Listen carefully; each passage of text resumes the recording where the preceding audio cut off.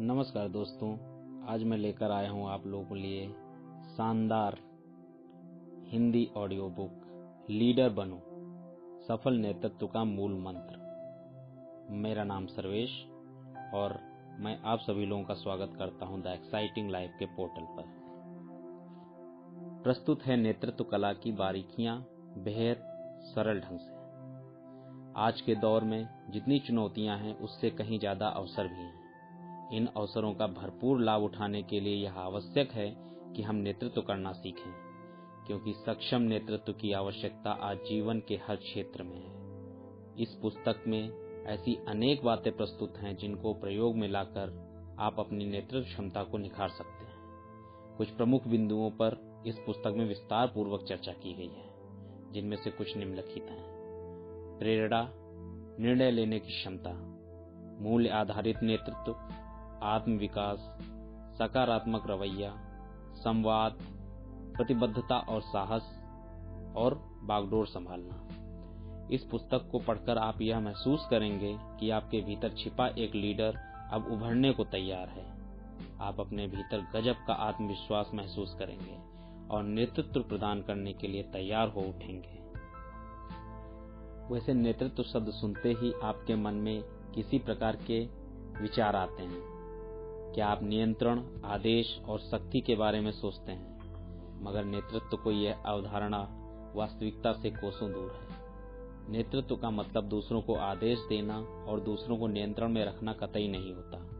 ना ही नेतृत्व का मतलब होता है विलक्षण प्रतिभा का धनी होना, और ना ही नेतृत्व का मतलब होता है हर क्षण किसी न किसी प्रकार का चमत्कार करना। तो आखिर नेतृत्व का मतलब क्या है? वे कौन से गुण हैं जो एक सफल लीडर में होने चाहिए? इन्हीं प्रश्नों का उत्तर हम इस पुस्तक में सिलसिलेवार ढंग से जान समझ पाएंगे। हम यह समझ पाएंगे कि किस प्रकार एक लीडर भीड़ के साथ खड़ा होकर भी अपनी एक अलग पहचान बना पाता है। इस पुस्तक के अगले पन्नों में हमारा फोकस उन गुणों को पहचान करना है जो सफल नेतृत्व के लिए अनिवार्य हैं, ताकि उन गुणों को आत्मसात करके हम भी एक सफल लीडर बनने की दिशा में बढ़ सकें। हम किसी भी लीडरशिप का गुण निहित होता है। कोई ऐसा व्यक्ति नहीं जो लीडरशिप के मामले में दरिद्र हो। सिर्फ आवश्यकता ही सही मार्गदर्शन की होती है, और यही मार्गदर्शन यह पुस्तक प्रस्तुत करती है। सिलसिलेवार ढंग से उन गुणों की महत्ता को समझाती है जो सक्षम नेतृत्व के लिए आवश्यक है। इस पुस्तक को पढ़कर निस्संदेह हर कोई अपने भीतर छिपी नेतृत्व को क्षमता को पहचान पाएगा और अपने क्षेत्र में सक्षम नेतृत्व प्रदान करने के लिए कारगर कदम बढ़ा पाएगा। इसलिए अपनी कमर कस लें और लीडर बनने के लिए तैयार हो जाएं। अध्याय 1, सीमाओं के परे जाना। हमारे सपनों का एक ही दुश्मन होता है और वह है असफलता का भय। पाल कोल्हो। अब यहाँ पे हम एक स्टोरी देखते हैं एक संकोची प्रोफेसर की। एक प्रख्यात विश्वविद्यालय में 55 वर्षीय श्री रविदास देशपांडे गणित के प्रोफेसर थे। गणित के ज्ञानी होने के नाते उनकी बड़ी इज्जत थी। विद्यार्थी अपना सौभाग्य मानते थे कि श्री देशपांडे से उन्हें गणित सीखने का अवसर मिल रहा है। जहां प्रोफेसर रवि देशपांडे अपने विषय के विद्वान थे, वहीं उनमें एक कमी भी थी। वे बड़े संकोची स्वभाव के थे। वे अपने काम से मतलब रखते थे, लोगों से ज्यादा घुलते मिलते नहीं थे। इसीलिए जब प्रोफेसर देशपांडे को कोर्स कोऑर्डिनेटर का पद सौंपा गया तो वे जरा विचलित हो उठे। यह पद ऐसा था कि उनके ऊपर पाठ्यक्रम की दिशा तय करना और उसे पूरा करवाने की जिम्मेदारी आ चुकी थी। जहां तक पाठ्यक्रम तैयार करवाने की बात थी, यह उनके लिए बाएं हाथ का खेल था, क्योंकि गणित के वे जाने माने विद्वान थे। मगर अपनी नई जिम्मेदारी का दूसरा हिस्सा उन्हें परेशान कर रहा था। पाठ्यक्रम का ठीक ढंग से क्रियान्वयन हो, इसके लिए उन्हें नियमित रूप से शिक्षकों तथा छात्रों से संपर्क में रहना होगा। उसके साथ बेहतर तालमेल बिठाना होगा और उनके साथ लगातार संवाद रखना होगा। मगर संकोची स्वभाव के प्रोफेसर देशपांडे के लिए यह एक बड़ी चुनौती थी। उन प्रोफेसर देशपांडे के सामने यह प्रश्न यह था कि क्या वे इस चुनौती से मुंह मोड़ लें, क्या वे स्पष्ट कह दें कि इस जिम्मेदारी के लिए वे तैयार नहीं हैं, इसलिए वे पीछे हट रहे हैं। इस प्रकार के प्रश्न सिर्फ प्रोफेसर देशपांडे ही नहीं हम सबके सामने कभी न कभी खड़े होते हैं। जीवन में हम सबके सामने ऐसी चुनौतियां प्रस्तुत होती हैं जिनके लिए हम तैयार नहीं होते। उनके सामने हमारी हार निश्चित होती है, क्योंकि हमने उन चुनौतियों को ध्यान में रखकर कोई तैयारी नहीं की होती है। तो ऐसे में हमें क्या करना चाहिए? क्या हमें उन चुनौतियों से भाग जाना चाहिए जिनके लिए हम तैयार नहीं हैं? इन प्रश्नों का उत्तर यही है कि एक सच्चा लीडर वही होता है जो हर चुनौती का सामना करता है। यदि हमें नेतृत्व सीखना है तो इसका सिर्फ एक ही रास्ता है, वह है हर हाल में चुनौतियों का सामना करना। कुछ ऐसी चुनौतियां हो सकती हैं जो हम पर भारी पड़ सकती हैं, मगर उनमें भी भागने की कोशिश नहीं होनी चाहिए, क्योंकि वे भी हमें बहुत कुछ सिखाकर जाती हैं, हमें बहुत कुछ देकर जाती हैं, हमारे विकास में बहुत बड़ा योगदान देती हैं। इसलिए हमें हार जीत के चश्मे से चुनौतियों को नहीं देखना चाहिए। बहुत सी हार में हमारी जीत छुपी होती है। प्रकृतः जिन चुनौतियों को हम जी नहीं पाते, वास्तव में वे ही हमारे सर्वाधिक भला करती हैं, क्योंकि उनमें हमें सर्वाधिक सीखने को मिलता है। यदि हम जीवन में बेहतर नेतृत्व प्रदान करना चाहते हैं तो उसके लिए हमेशा चुनौतियों का सामना करने के लिए तत्पर रहना होगा। जो व्यक्ति चुनौतियों के आगे डटा रहता है उसी को दुनिया लीडर मानने को तैयार होती है, और जो व्यक्ति चुनौतियों से भागता है उसे न तो घर के भीतर न बाहर लीडर का दर्जा प्राप्त होता है। उतार चढ़ाव के लिए कमर कस लें। ऐसी कोई यात्रा नहीं जिसमें उतार चढ़ाव न हो, और यदि हम जीवन को एक यात्रा मानते हैं तो इसमें भी उतार चढ़ाव के लिए हमें तैयार रहना चाहिए।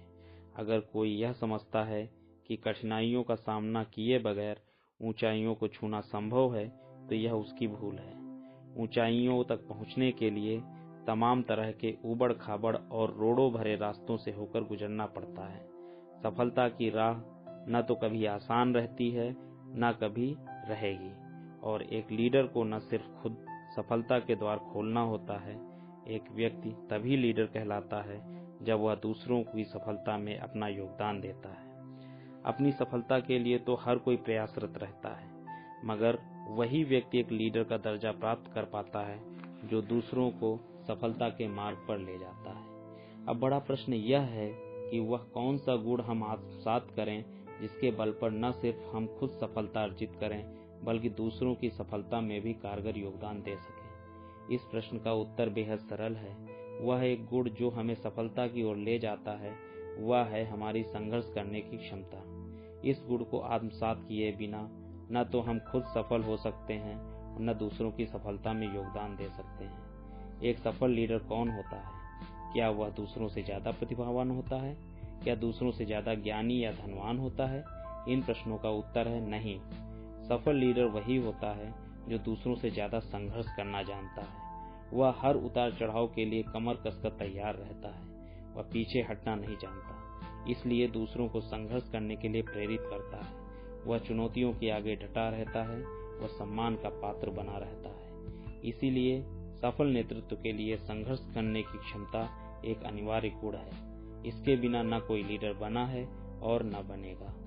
सीखते रहो। बहुत से लोग कहते हैं जितना सीखना था सीख लिया, अब और क्या सीखेंगे। एक लीडर इस तरह से नहीं सोच सकता, क्योंकि वह जानता है कि सीखते रहने से ही समस्याओं का हल ढूंढ पाते हैं। जो सीखना छोड़ देता है उस पर चुनौतियां भारी पड़ती हैं और वह लगातार पिछड़ते जाता है। जो व्यक्ति लगातार सीखता रहता है वो लगातार प्रगति करता रहता है। हमारी प्रगति का इस बात से सीधा संबंध है कि हम कितना सीख रहे हैं, हम कितना ज्ञान अर्जित कर रहे हैं, कितनी जानकारियां हासिल कर रहे हैं और कौन से नए हुनर हम सीख रहे हैं। इन्हीं बातों पर यह निर्भर करेगा कि हम कितनी तरक्की कर पाते हैं। वह जमाना बीत गया जब लोग थोड़ा बहुत ज्ञान रखकर भी जीवन में सफल हो जाते थे, क्योंकि आज दुनिया बड़ी तेजी से बदल रही है। जितना बदलाव पहले के लोग एक उम्र में देखते थे, आज उससे ज्यादा बदलाव एक दिन में हो रहा है। प्रतिदिन कोई नई टेक्नोलॉजी आकर पुरानी को आउटडेटेड कर देती है। आज दैनिक स्तर पर बड़े बदलाव हो रहे हैं। कोई नई चीज पलक झपकते ही पुरानी हो जाती है। ऐसे में प्रगतिशील व्यक्ति को क्या करना चाहिए? उसके सामने एक ही विकल्प बचता है, यही उसे लगातार प्रगति करनी है। तो उसे लगातार सीखने रहने के लिए तत्पर रहना होगा। एक सफल लीडर बनने के लिए जरूरी है कि हम लगातार दुनिया में हो रहे बदलावों पर पैनी नजर रखें, उन्हें सीखने की कोशिश करें और उनसे कुछ सीखने की कोशिश करें। इस तरह हम अपने आसपास के लोगों को भी नई चीजों के बारे में प्रेरित कर सकते हैं। एक लीडर के लिए यह अनिवार्य है कि वह हमेशा नए के स्वागत के लिए तैयार रहे। वह नई टेक्नोलॉजी का स्वागत करे, नए ज्ञान का स्वागत करे और प्रतिक्षण नई जानकारियां हासिल करने के लिए तत्पर रहे। इसी से वह चुनौतियों का बेहतर ढंग से सामना कर सकता है और सफल नेतृत्व प्रदान कर सकता है। जिससे सीखते रहने की आदत है, वह कभी अपने ज्ञान से संतुष्ट नहीं रहता, इसलिए हमेशा प्रगति करता है, हमेशा आगे बढ़ता जाता है और दूसरों का सही मार्गदर्शन कर पाता है। और यही वस्तुतः एक लीडर की भूमिका होती है। उसे लगातार प्रगति करना होता है और लोगों को प्रगति की राह दिखानी होती है। जितना एक लीडर दूसरों की उन्नति में योगदान देगा, उतना अधिक उसका वाद बढ़ता जाएगा, उसके साथ अधिक से अधिक लोग जुड़ते जाएंगे और उसकी लोकप्रियता और स्वीकार्यता में लगातार वृद्धि होती जाएगी। इसलिए एक लीडर का यह मूल मंत्र होना कि वह लगातार सीखता रहे और अपने ज्ञान और अनुभव से लोगों के जीवन में सकारात्मक योगदान देने का प्रयास करता रहे। बदलने के लिए तैयार रहो। बुद्धिमान खुद को हालात में इस तरह ढाल लेते हैं जैसे कि बर्तन में पानी। एक चीनी कहावत है। बहुत से लोग जिद पर अड़ने में अपना बड़प्पन समझते हैं। इसमें दो राय नहीं कि ऐसे लोग जीवन की रेस में प्रायः पीछे ही रहते हैं। आज तेजी से बदलती दुनिया में जिद्दी लोगों के लिए कोई जगह नहीं है। जो दुनिया का सामना जिद्दीपन के साथ करेगा, दुनिया उसे बहुत पीछे छोड़ देगी। एक व्यक्ति जिद पर क्यों अड़ा रहता है, इसके पीछे उसका अहम ही काम करता है। उसका अहम उसे यह इजाजत नहीं देता कि वह अपना विचार बदल दे। उसका अहम उसे यह स्वीकारने नहीं देता कि उसके विचार बदलते हालात के सामने खरे नहीं उतर रहे हैं। जिन विचारों को लेकर वह अब बढ़ता चलता है, वही विचार उसे अब बढ़ने से रोक रहे हैं। मगर एक लीडर खुद को जिद्दीपन के दायरे में नहीं बांध सकता। यह जोखिम वह नहीं उठा सकता, क्योंकि उससे उसकी प्रगति थम जाएगी। वह असफलता को गले लगाने पर मजबूर हो जाएगा और एक असफल व्यक्ति बड़ी जल्दी लीडर का दर्जा खो देता है। इसमें दो राय नहीं कि किसी भी व्यक्ति के लिए खुद में बदलाव लाना एक बड़ी चुनौती होती है। मगर हमें यह समझना होगा कि जब प्रकृति की हर चीज में निरंतर बदलाव आता है, तो हम कैसे खुद को बदलने से रोक सकते हैं। यह प्रयास की प्रकृति के नियमों के विरुद्ध होगा। एक लीडर को अनेक प्रकार की चुनौतीपूर्ण स्थितियों का सामना करना पड़ता है और उस पर सबकी नजर होती है। सब उसकी प्रतिक्रियाओं को ध्यान में रखते हैं और बड़ी उत्सुकता के साथ यह समझना चाहते हैं कि वह कौन से कदम उठाएगा और किस प्रकार की रणनीति अपनाएगा। अध्याय 2 मूल्यों का महत्व। जो अपने भीतरी साम्राज्य पर शासन नहीं कर सकता और जो खुद को नियंत्रित नहीं कर सकता, वह सही मायने में आजाद नहीं हो सकता। By Pythagoras. वह लड़की जो गुड़ खाती थी। एक स्त्री अपनी बेटी के साथ महात्मा गांधी से मिलने के लिए निकली। करीब 24 घंटे तक सफर करने के बाद तथा 10 घंटे तक कतार में खड़े रहने के बाद उसे महात्मा के दर्शन का सौभाग्य प्राप्त हुआ। उसने महात्मा से पूछा, बापू, आप मेरी बेटी से कहो कि यह गुड़ न खाया करे, गुड़ इसके स्वास्थ्य को नुकसान पहुंचाता है। गांधी उस स्त्री की बात सुनकर मुस्कुराए और उससे कहा कि वह 1 महीने बाद आए। अगले महीने वह स्त्री लंबी यात्रा करके पुनः गांधी जी से मिलने पहुंची। गांधी जी ने उसे देखते ही पहचान लिया। उसकी बेटी को पास बुलाकर कहा, बेटी, तुम गुड़ खाना छोड़ दो, इससे तुम्हारा स्वास्थ्य को नुकसान पहुंचता है और तुम्हारी माँ भी परेशान रहती है, इसलिए गुड़ खाना आज से ही छोड़ दो। इसके बाद उस स्त्री ने गांधी जी से पूछा, आपने यही बात पिछली बार क्यों नहीं कहा? गांधी जी ने उत्तर दिया, क्योंकि मैं भी तब गुड़ खाता था और पिछले 1 महीने से मैंने गुड़ खाना छोड़ दिया। गांधी जी वही उपदेश देते थे जो वे खुद करते थे। उनके उपदेश और उनके आचरण में फर्क नहीं था। जिस ज्ञान को वे व्यवहार में ला चुके थे, उसी ज्ञान को वो दूसरों के सामने प्रस्तुत करते थे। और यही वजह है कि मानव इतिहास में शायद उनसे बड़ा लीडर कोई नहीं हुआ। महान लीडर्स मूल्यों का महत्व समझते हैं, इसलिए उनका आचरण मूल्यों पर आधारित होता है। वे जानते हैं कि मूल्यों के बिना इंसान कोई स्थायी प्रगति नहीं कर सकता। वह प्रगति किसी काम की नहीं जो मूल्यों को ताक पर रखकर हासिल की जाती है। हमें हर हाल में अपने मूल्यों की रक्षा करनी चाहिए। हमारे मूल्य नष्ट हुए तो हम कहाँ बच पाएंगे। भाई महात्मा गांधी। सक्षम नेतृत्व वही प्रदान कर सकता है जो अपने मूल्यों से समझौता नहीं करता। अपने मूल्यों की रक्षा करना वह अपनी नैतिक जिम्मेदारी समझता है। वह जानता है कि मूल्य रहित सामाजिक जीवन से नैतिकता गायब हो जाती है और समाज दिशाहीन तथा भ्रष्ट हो जाता है। इसलिए वह मूल्यों को सामाजिक संरचना की बुनियाद समझता है तथा उनकी रक्षा के लिए अपना सब कुछ न्यौछावर करने के लिए तत्पर तैयार रहता है। सही विरुद्ध गलत। जीवन के हर मोर्चे पर हमें सही और गलत के बीच चुनाव करना पड़ता है और यह हमारे मूल्यों पर निर्भर करता है कि हम किसका चुनाव करते हैं। यदि हमारे मूल्य सही हैं तो हम हमेशा सही का चुनाव करेंगे, हमेशा सही के पक्ष में खड़े होंगे और गलत का साथ कभी नहीं देंगे। एक लीडर के लिए यह बेहद महत्वपूर्ण है कि वह हमेशा सही का ही साथ दे। इससे न सिर्फ उसे नैतिक बल मिलता है बल्कि उसकी छवि के लिए भी यह आवश्यक है। वह कभी गलत या अनुचित का साथ न दे। जो लीडर सही और गलत में फर्क करना नहीं जानता वो बड़ी जल्दी अपना प्रभाव खो देता है और साथ ही दूसरों का समर्थन भी गंवा बैठता है। जीवन के हर क्षण में हमें सही और गलत के बीच चुनाव करना होता है और जो सही का चुनाव करना सीख लेता है वही बेहतर इंसान बन पाता है। By Leo Tolstoy. हम जब सही और गलत के बीच चुनाव करने बैठते हैं तो हम अनेक प्रकार के दबाव में गुजरते हैं। कभी हम रिश्तों को ध्यान में रखने का दबाव होता है, कभी ओहदों को ध्यान में रखने का दबाव, तो कभी अपने फायदे को ध्यान में रखने का दबाव हम पर होता है। मगर ऐसे क्षणों में एक सच्चा लीडर एक न्यायाधीश की तरह सोचता है और वह हर तरह के दबावों को दरकिनार कर सही का साथ देने का फैसला करता है। वह जानता है कि नैतिकता की परीक्षा में असफल होने का विकल्प उसके पास मौजूद नहीं है। उसे हर हाल में सही का साथ देना है और सही के पक्ष में खड़ा रहना है। अब्राहम लिंकन ने कहा था, वह तो कमजोर इंसान होता है जो गलत का साथ देता है और जो मजबूत होते हैं भीतर से वह हर हाल में गलत का विरोध करने के लिए प्रतिबद्ध रहते हैं। साहसी बने।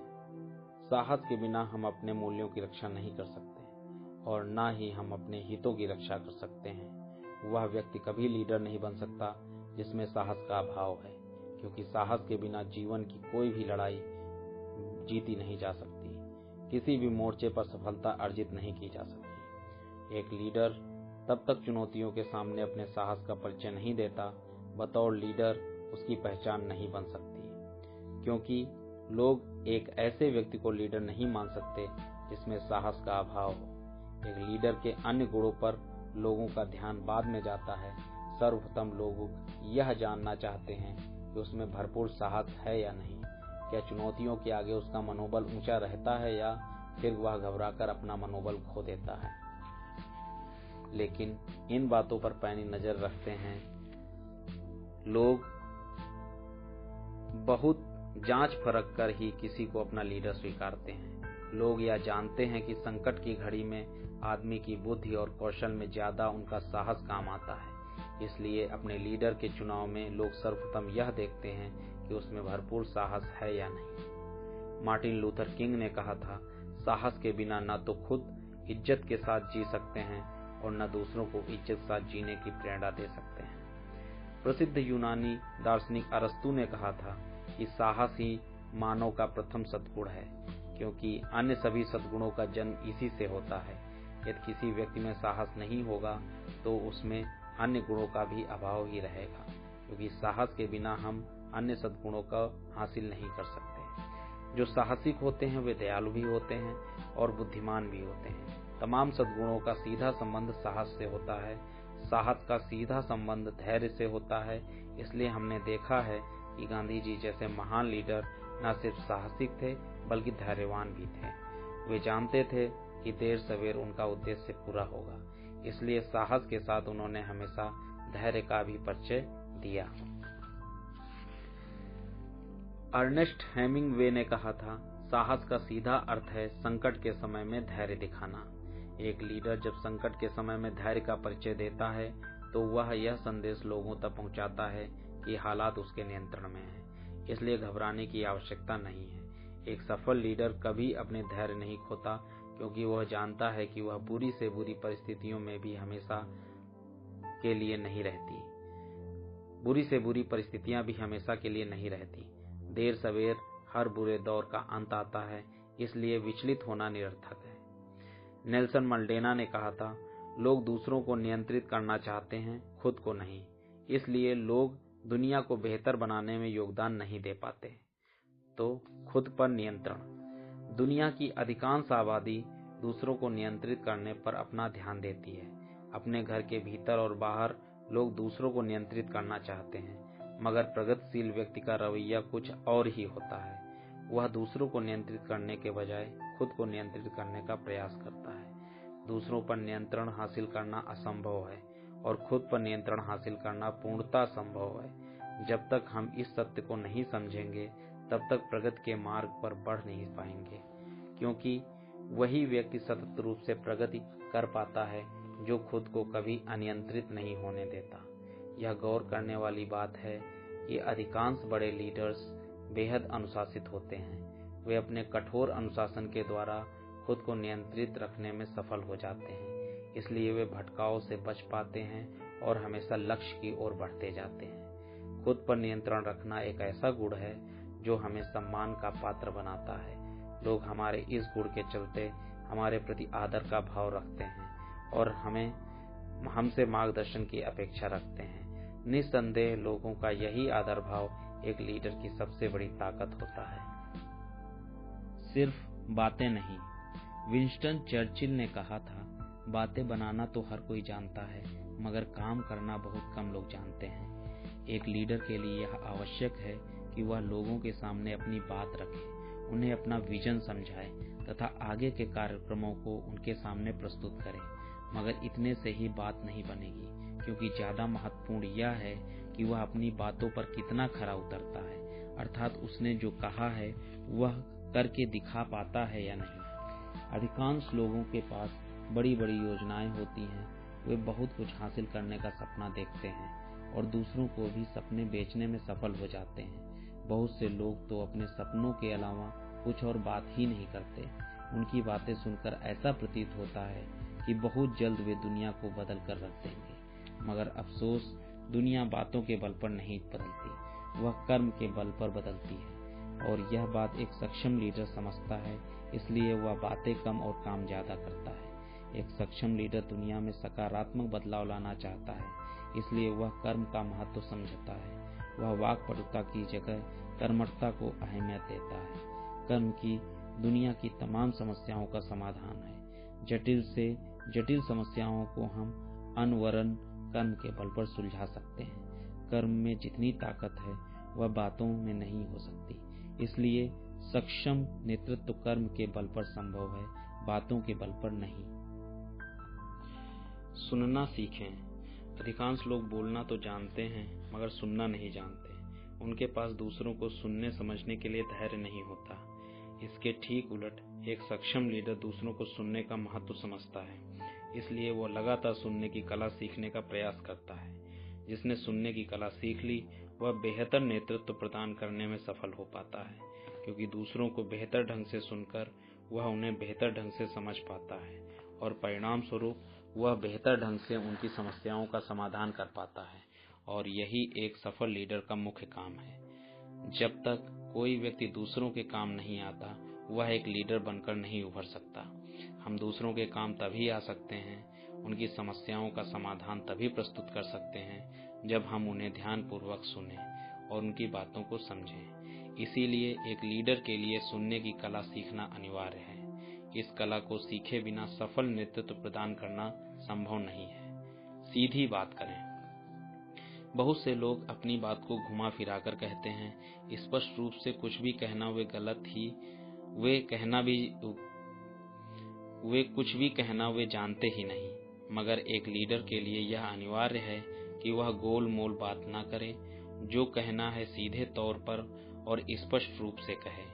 इससे उसकी विश्वसनीयता बढ़ती है और वह दूसरों का भरोसा जीत पाता है। गोल गोल बातें करने वाले हर कोई भरोसा नहीं करता, वह दूसरों का विश्वास नहीं जीत पाता। इसलिए यह संभव नहीं है कि लोग उसे अपना लीडर माने। दरअसल ऐसे लोगों का हक ही नहीं बनता कि वे दूसरों का नेतृत्व करें। ऐसे लोग कहीं भी आदर के पात्र नहीं होते, क्योंकि गोल गोल बातें करके वे हमेशा दूसरों को भ्रम में डालने का काम करते हैं। दूसरों के सामने सही तस्वीर रखने के बजाय वे दूसरों को उलझाने में अपनी बहादुरी समझते हैं। यही वजह है कि घुमा फिरा कर बात करने वालों को कभी नेतृत्व प्रदान करने का अवसर प्राप्त नहीं होता। यह सौभाग्य उन्हीं को प्राप्त होता है जो स्पष्टवादी होते हैं और सीधी बात करने का महत्व समझते हैं। दूसरों को दोष न दें। ऑस्कर वाइल्ड ने कहा था, समस्याओं से घिरने पर अधिकांश लोग क्या करते हैं? वे दूसरों को दोष देते हैं। इसका नतीजा यह निकलता है कि वे समस्याओं के बाहर नहीं निकल पाते। जिन्हें बेहतर नेतृत्व प्रदान करना है, उन्हें हर हाल में दूसरों को दोष देने से बचना चाहिए।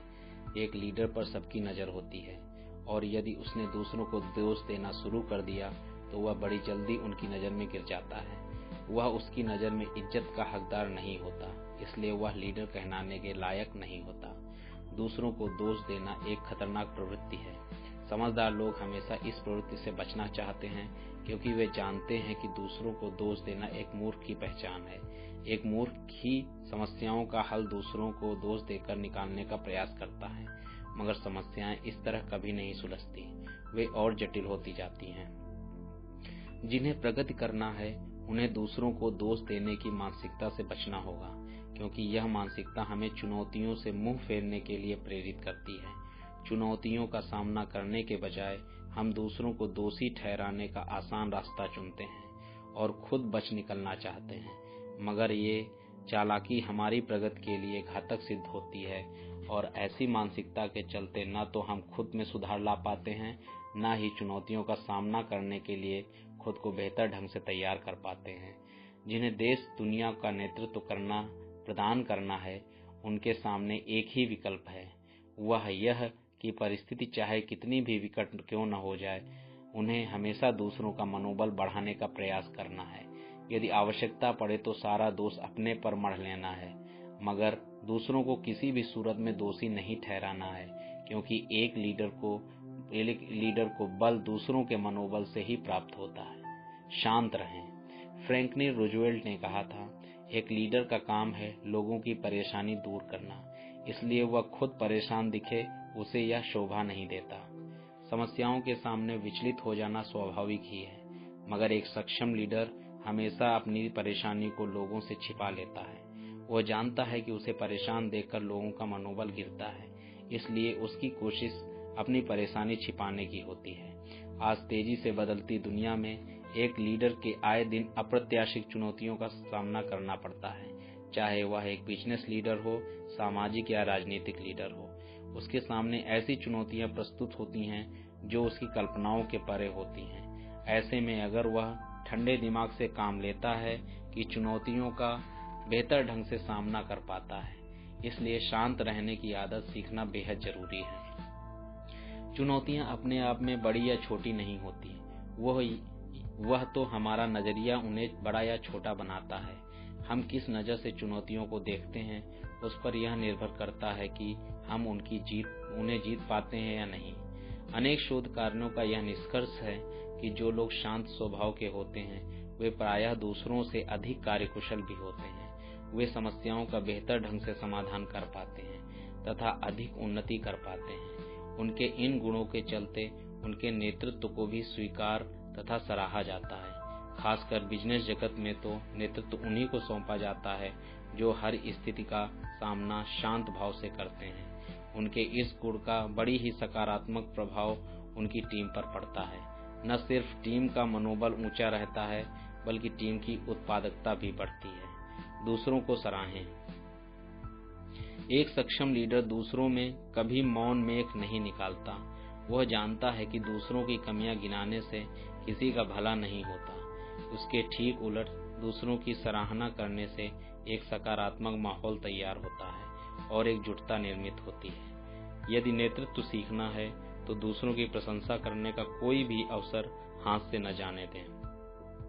हमेशा याद रखें कि कोई भी इंसान अपनी बुराई सुनना पसंद नहीं करता। वो हमेशा ऐसे लोगों का साथ चाहता है जो उसे सराहते हैं और ऐसे लोगों से दूरी बनाए रखता है जो उसमें कमियां ढूंढते हैं। एक लीडर का काम है दूसरों का मनोबल बढ़ाना, और यह तभी संभव है जब वह दूसरों की सराहना करने से न चूके। एक लीडर को यह याद रखना होगा कि सराहे जाने पर लोग अपना सर्वश्रेष्ठ देने को प्रेरित होते हैं। अपनी प्रशंसा सुनकर लोगों की इच्छा पहले से भी बेहतर कार्य करने की होती है।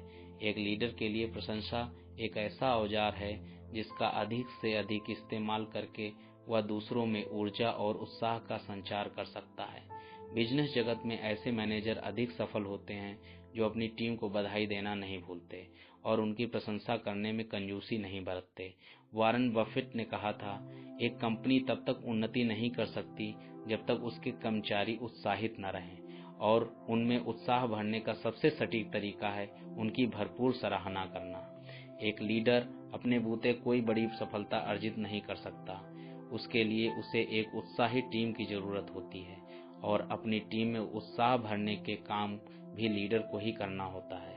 यह जिम्मेदारी वह किसी और को नहीं दे सकता।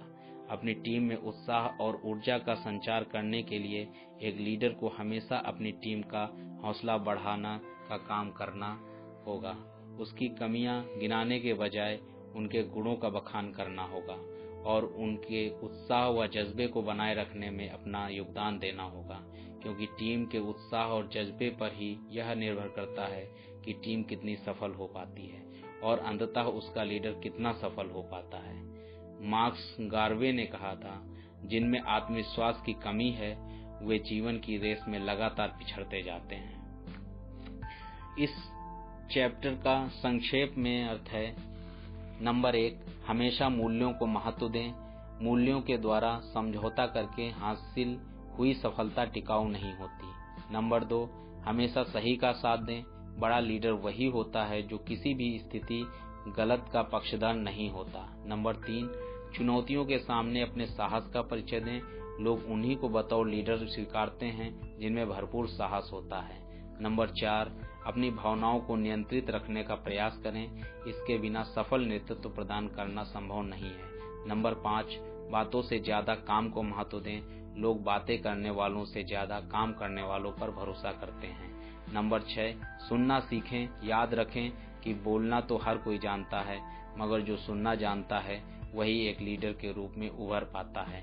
नंबर 7, दूसरों को कभी दोष न दें। इससे न सिर्फ उनका मनोबल गिरता है बल्कि आपके प्रति उनका नजरिया भी नकारात्मक हो जाता है। अध्याय 3, आत्मविश्वास की उड़ान।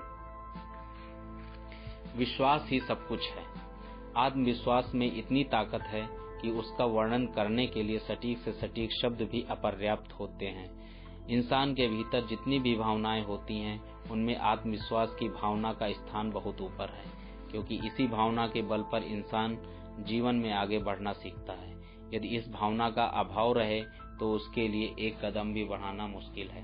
हम कितने ही प्रतिभावान और गुणी क्यों न हों, यदि हम में से आत्मविश्वास की कमी है और हमारी सारी प्रतिभा और गुण धरे के धरे रह जाएंगे, वे हमारे किसी काम नहीं आएंगे। दुनिया का इतिहास ऐसे लोगों के उदाहरणों से भरा पड़ा है जिन्होंने बेहद गरीबी और कठिनाइयों में पलने के बावजूद अपने आत्मविश्वास के बल पर बड़ी से बड़ी ऊंचाइयों को हासिल किया।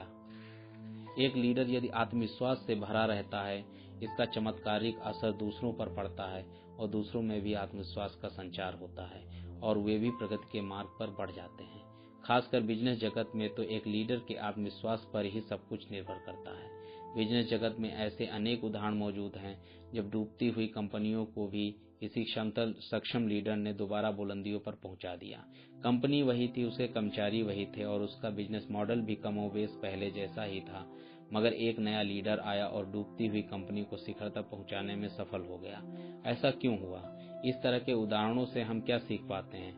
ऐसा क्या चमत्कार एक सक्षम लीडर करता है कि लगभग दिवालिया कंपनी को मार्केट लीडर बना देता है?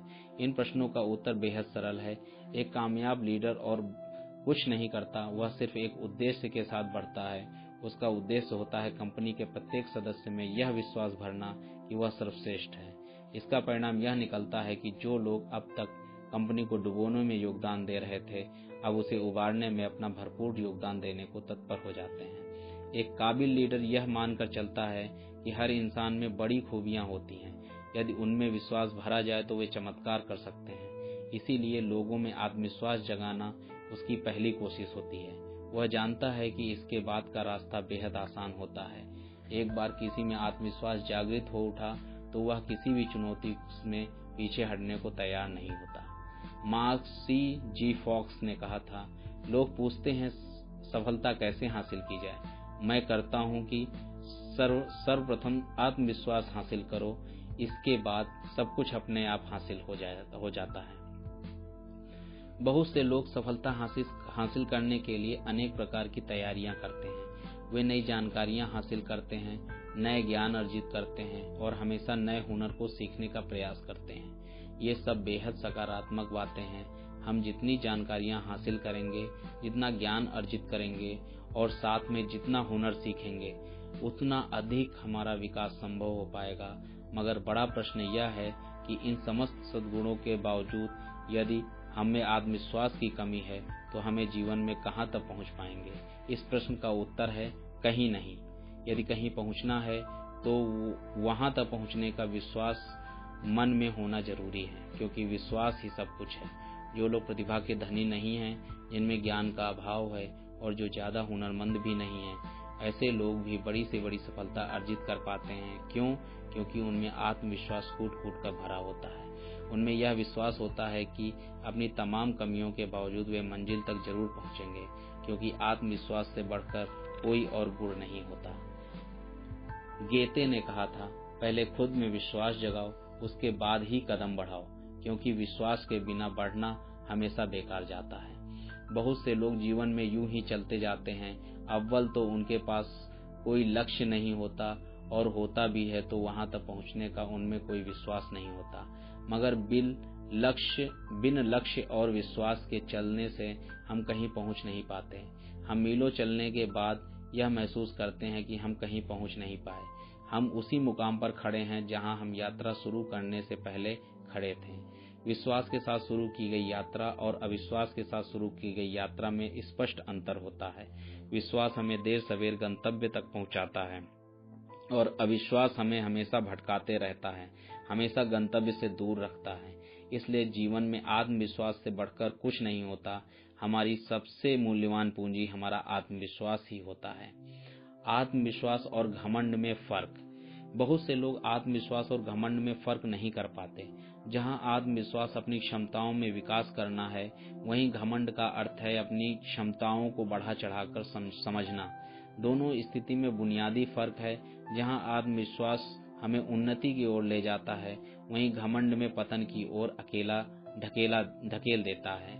आत्मविश्वास एक सकारात्मक भाव है और घमंड पूर्णतः नकारात्मक है। दुनिया के जितने भी महान लीडर्स हुए हैं, उनमें आत्मविश्वास तो प्रचुर मात्रा में रहा है, मगर घमंड से भर नहीं रहा है। दरअसल एक लीडर को घमंड जरा भी शोभा नहीं देता। इस नकारात्मक भाव से काबिल लीडर्स हमेशा बचकर रहते हैं। दलाई लामा ने कहा है, घमंड उन्हीं में होता है जिनमें समझ नहीं होती। घमंड नासमझी और मूर्खता की पहचान है। यह अति आत्मविश्वास की पहचान है, जो वास्तविकता की जमीन पर जीना नहीं जानते, न ही घमंड से मस्त रहते हैं। एक लीडर में जिस दिन घमंड आ गया, समझ लो उसी दिन से उसका पतन शुरू हो गया। क्यों? कि घमंड बुरा है। एक लीडर में जब घमंड आ जाता है तो उसके नेतृत्व का अंत भी निकट आ जाता है। ऐसा इसलिए होता है क्योंकि घमंड आने के बाद वह कुछ सीखने से बचने लगता है। वो समझता है कि उसने बहुत सफलताएं अर्जित कर ली, बहुत ज्ञान और अनुभव हासिल कर लिया, इसलिए अब और सीखने की जरूरत क्या है। उसे लगता है कि जितना आता है वही बहुत है। उसी के भरोसे वह आगे भी बड़ी से बड़ी सफलताएं हासिल करता रहेगा। इस तरह की सोच जब एक लीडर में आ जाती है तो वह बड़ी तेजी से पतन की ओर बढ़ने लगता है। ऐसे अनेक उदाहरण हमारे सामने मौजूद हैं, जब बड़ी से बड़ी मल्टीनेशनल कंपनियां रातों रात धराशायी हो गईं। ऐसा क्यों हुआ? इसके पीछे सिर्फ यही वजह थी कि उनके लीडरों में घमंड आ गया था, इसलिए उन्होंने सीखना छोड़ दिया। वे यह समझने लगे थे कि उनके पास जो ज्ञान है, जो अनुभव है और जो फार्मूले हैं, उन्हीं से काम चलता रहेगा। मगर ऐसा होता नहीं है।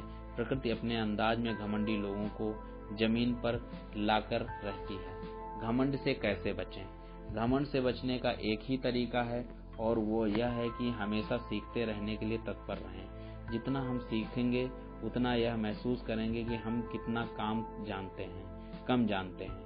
हम यह महसूस करेंगे कि जानने, समझने और सीखने के लिए अभी बहुत कुछ है। इसलिए घमंड आने का सवाल ही नहीं उठता है।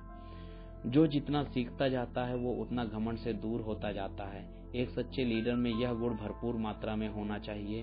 वो लगातार सीखता रहेगा और घमंड से दूर होता रहेगा और उसका नतीजा यह निकलेगा कि उसका कद सतत रूप से ऊंचा उठता रहेगा, चाहे राजनीति का क्षेत्र हो या फिर बिजनेस जगत में या अन्य कोई क्षेत्र हो। हर जगह उन्हीं लीडरों का कद सबसे बड़ा होता है जो विनम्र होते हैं तथा उनमें घमंड का नामो निशान नहीं होता। वास्तव में घमंड का प्रगति के साथ मेल संभव ही नहीं होता। इसलिए जिन्हें लगातार प्रगति करना है वे घमंड से पूर्णतः तौबा कर लेते हैं। सच्चे आत्मविश्वास की धार। बिस्मार्क ने कहा, सच्चे आत्मविश्वास में इतनी धार होती है कि कोई भी शस्त्र इसके सामने टिक नहीं सकता। एक व्यक्ति को सच्चा आत्मविश्वास कहाँ से प्राप्त होता है? क्या कोई दूसरा उसे सच्चा आत्मविश्वास दे सकता है या फिर उसे अपने भीतर ही इसका स्रोत ढूंढना होगा? ये प्रश्न महत्वपूर्ण है क्योंकि हम सब आत्मविश्वास तो चाहते हैं मगर यह नहीं समझ पाते कि यह आता कहाँ से है। शायद ही कोई इंसान होगा जो यह कहे कि उसे आत्मविश्वास की जरूरत नहीं है। आत्मविश्वास की जरूरत हर किसी को है मगर इसे प्राप्त करने का तरीका हर कोई नहीं जानता। लोग अलग अलग तरीकों से आत्मविश्वास हासिल करना चाहते हैं। कुछ लोग तो आत्मविश्वास का दिखावा करके यह सोचते हैं कि उनमें आत्मविश्वास आ चुका है और कुछ लोग खुद में आत्मविश्वास लाने के लिए लेटेस्ट फैशन के कपड़े और जूते पहनते हैं। तो कुछ ऐसे मूर्ख भी हैं जो 5 सितारा होटलों में डिनर या लंच लेकर खुद में आत्मविश्वास भरने का प्रयास करते हैं। मगर ये सब सतही कोशिशें होती हैं और इनसे कोई लाभ नहीं होता। हमें आत्मविश्वास अपने भीतरी गुणों से प्राप्त होता है और बाहरी दिखावे या दूसरों की नकल से नहीं। इसलिए एक लीडर की कोशिशें होनी चाहिए कि वही अपने ज्ञान, अनुभव और कौशल का विस्तार करें तथा उनमें प्रगाढ़ता लाने का प्रयास करें, क्योंकि इसी से उसके आत्मविश्वास की बुनियाद तैयार होगी और वह बुनियाद इतनी ठोस होगी कि जीवन के तमाम उतार चढ़ावों में भी आत्मविश्वास बना रहेगा, आंधी तूफानों के आगे भी हिलेगा नहीं। एक लीडर के भीतर जब सच्चा आत्मविश्वास घर कर जाता है तो उसके लिए तमाम तरह की चुनौतियां बौनी हो जाती हैं। अपने आत्मविश्वास की धार से वह ऐसी परिस्थितियों में भी उभर आता है जो दूसरों के लिए पहाड़ के समान होती हैं और इस तरह वह दूसरों के लिए प्रेरणा का स्रोत बन जाता है। लोग उसे उदाहरण से प्रेरित होते हैं और उसके पदचिह्न पर चलने को तैयार रहते हैं। एक लीडर के लिए सबसे बड़ी उपलब्धि और क्या हो सकती है? अध्याय 4, हमेशा प्रतिबद्ध रहें।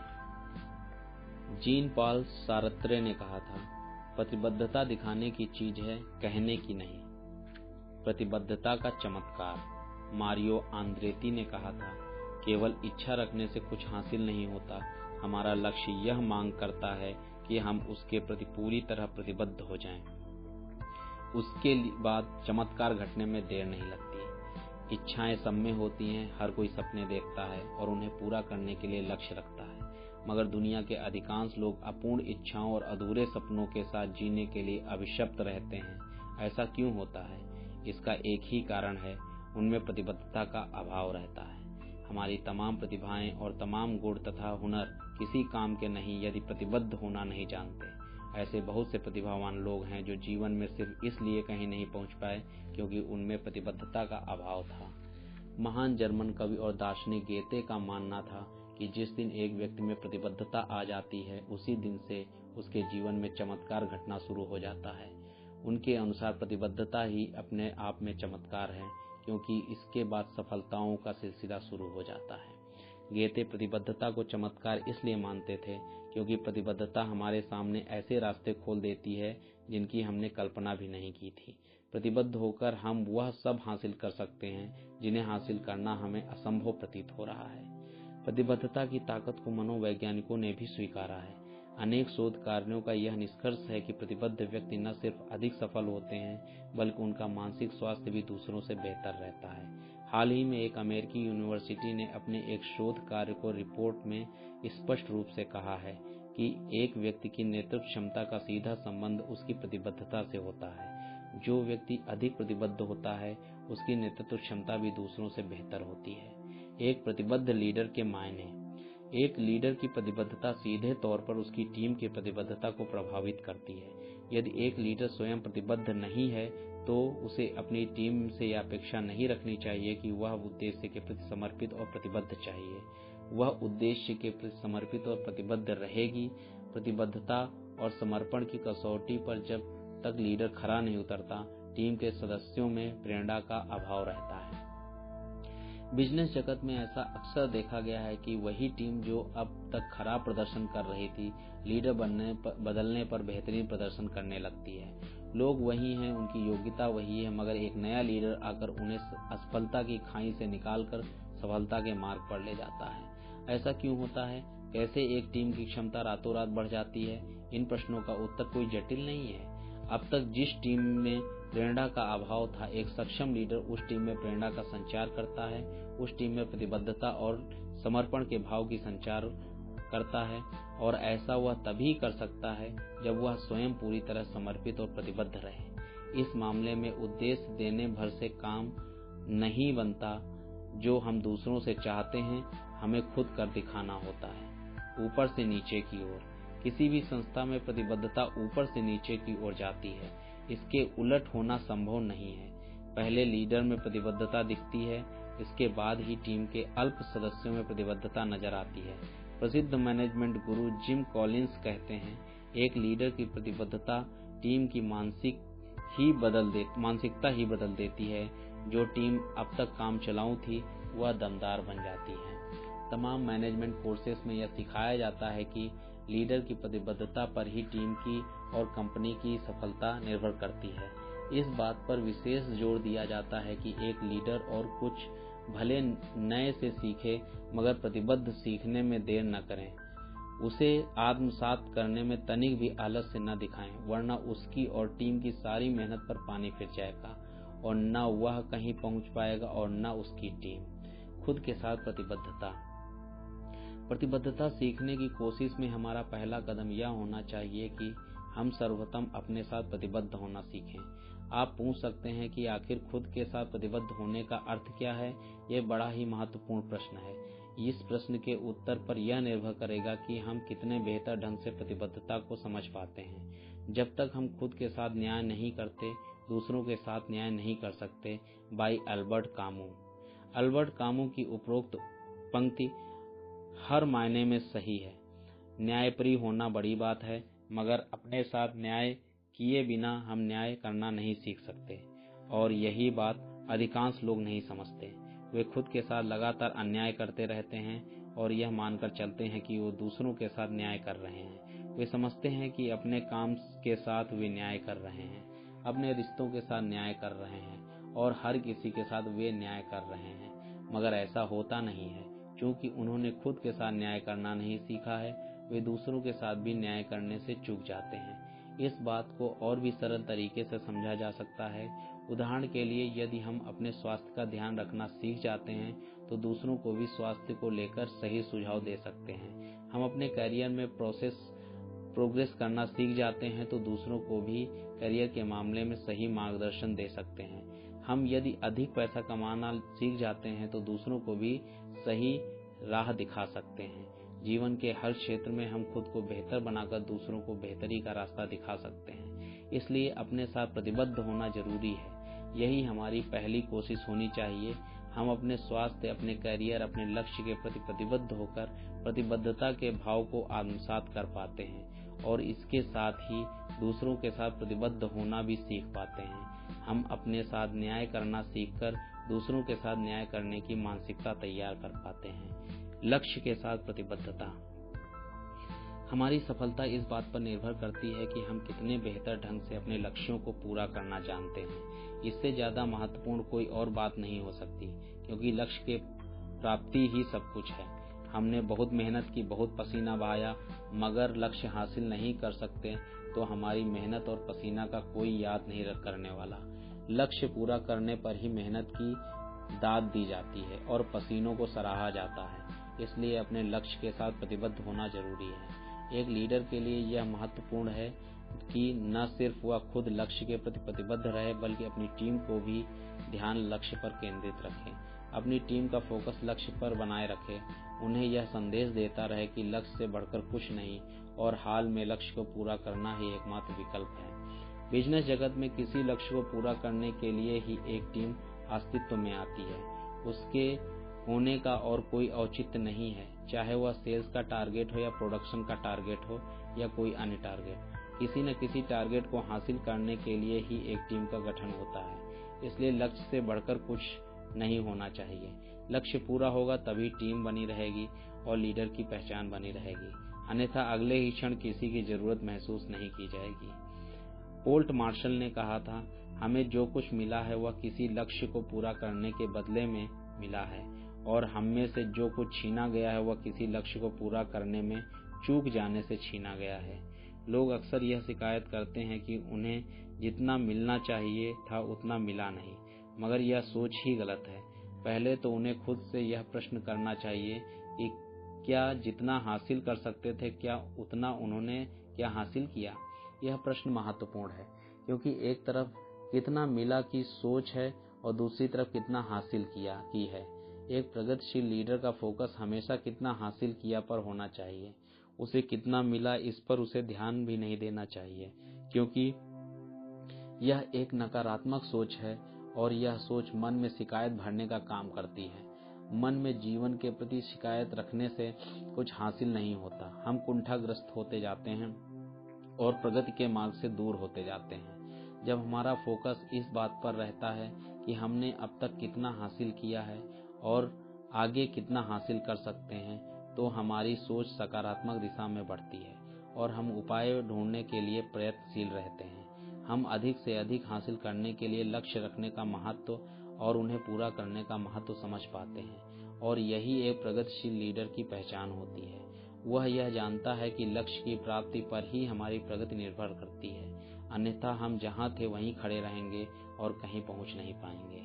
टीम के साथ प्रतिबद्धता।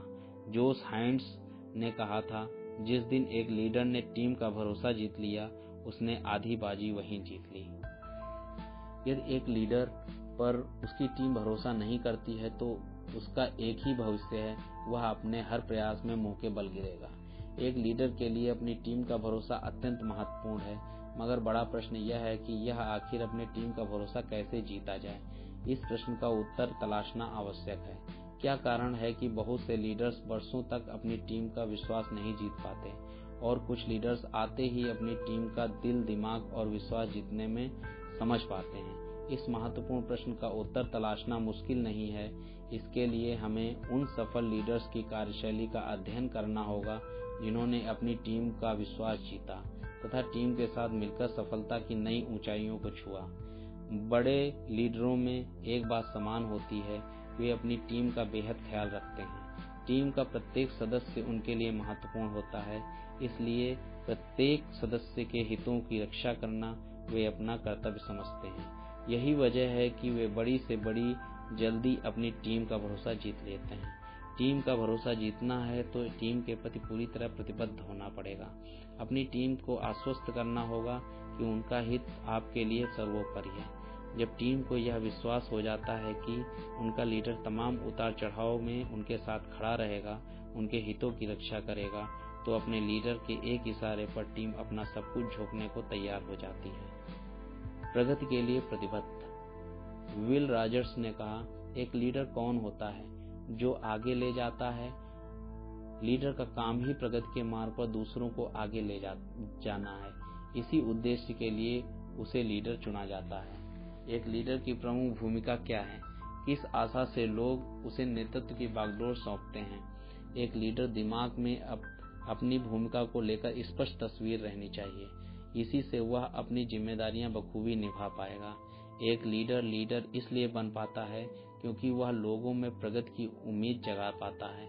चाहे वह कोई कॉर्पोरेट लीडर हो या फिर राजनीतिक लीडर, उसके चुनाव के पीछे यही उद्देश्य होता है कि वह प्रगति और उन्नति के मार्ग खोलने में सफल हो पाएगा।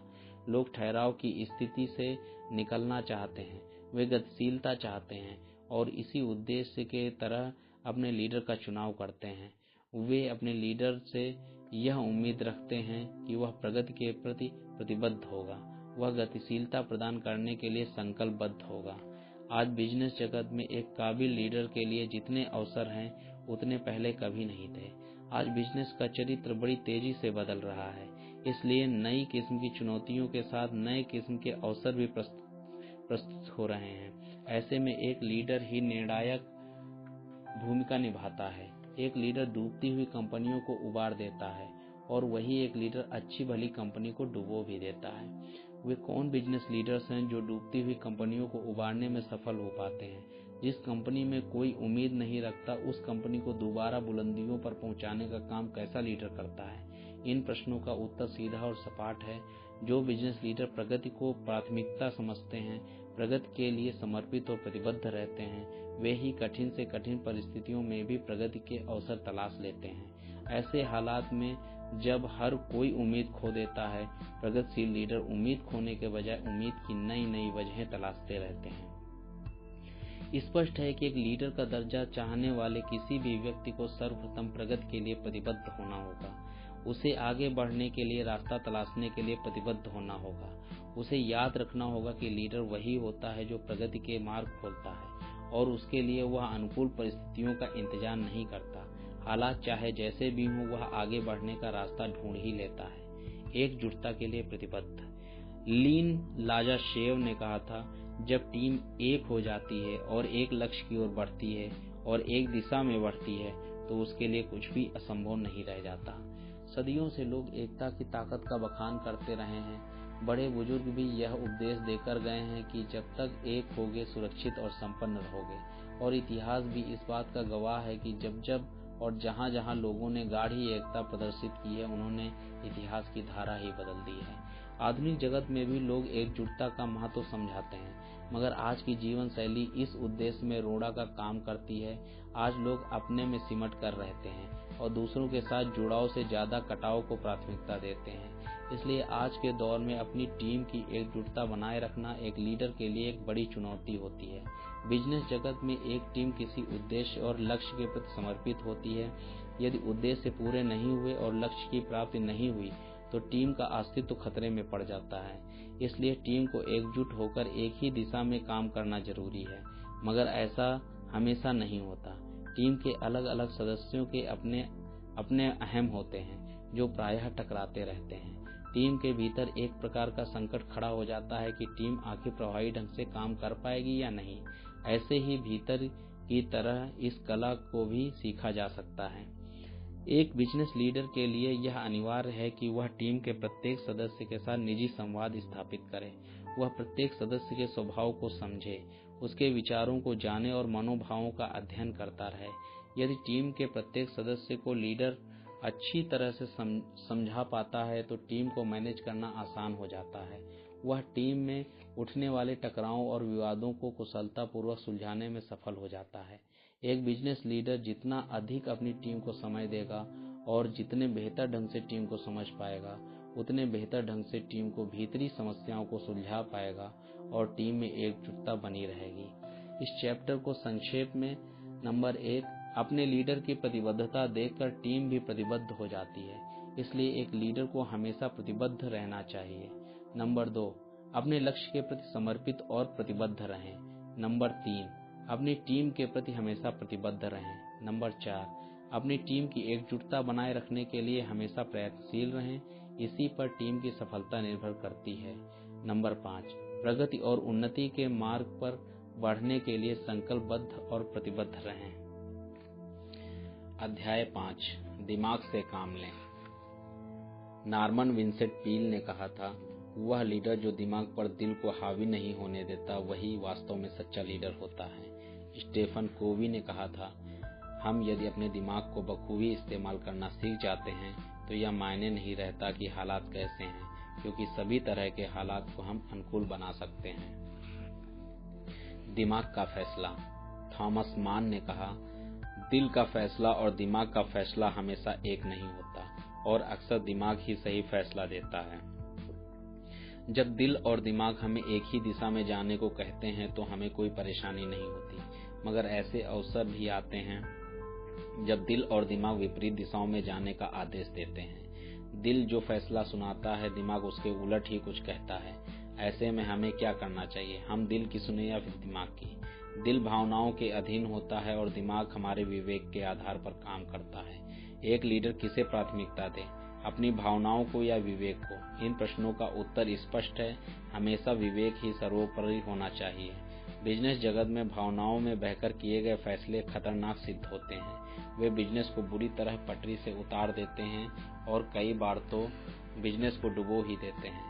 ऐसे अनेक उदाहरण मौजूद हैं जब बिजनेस लीडर्स ने आवेश में आकर फैसले लिए और हमेशा के लिए पछताते रहे। वर्षों का क्या किया कराया पानी में बह गया और हाथ में कुछ नहीं बचा। डेल कार्नेगी ने कहा, वह एक क्षण जब हम भावनाओं में बहकर अपना विवेक खो देते हैं, हमें बर्बाद करने के लिए काफी होता है।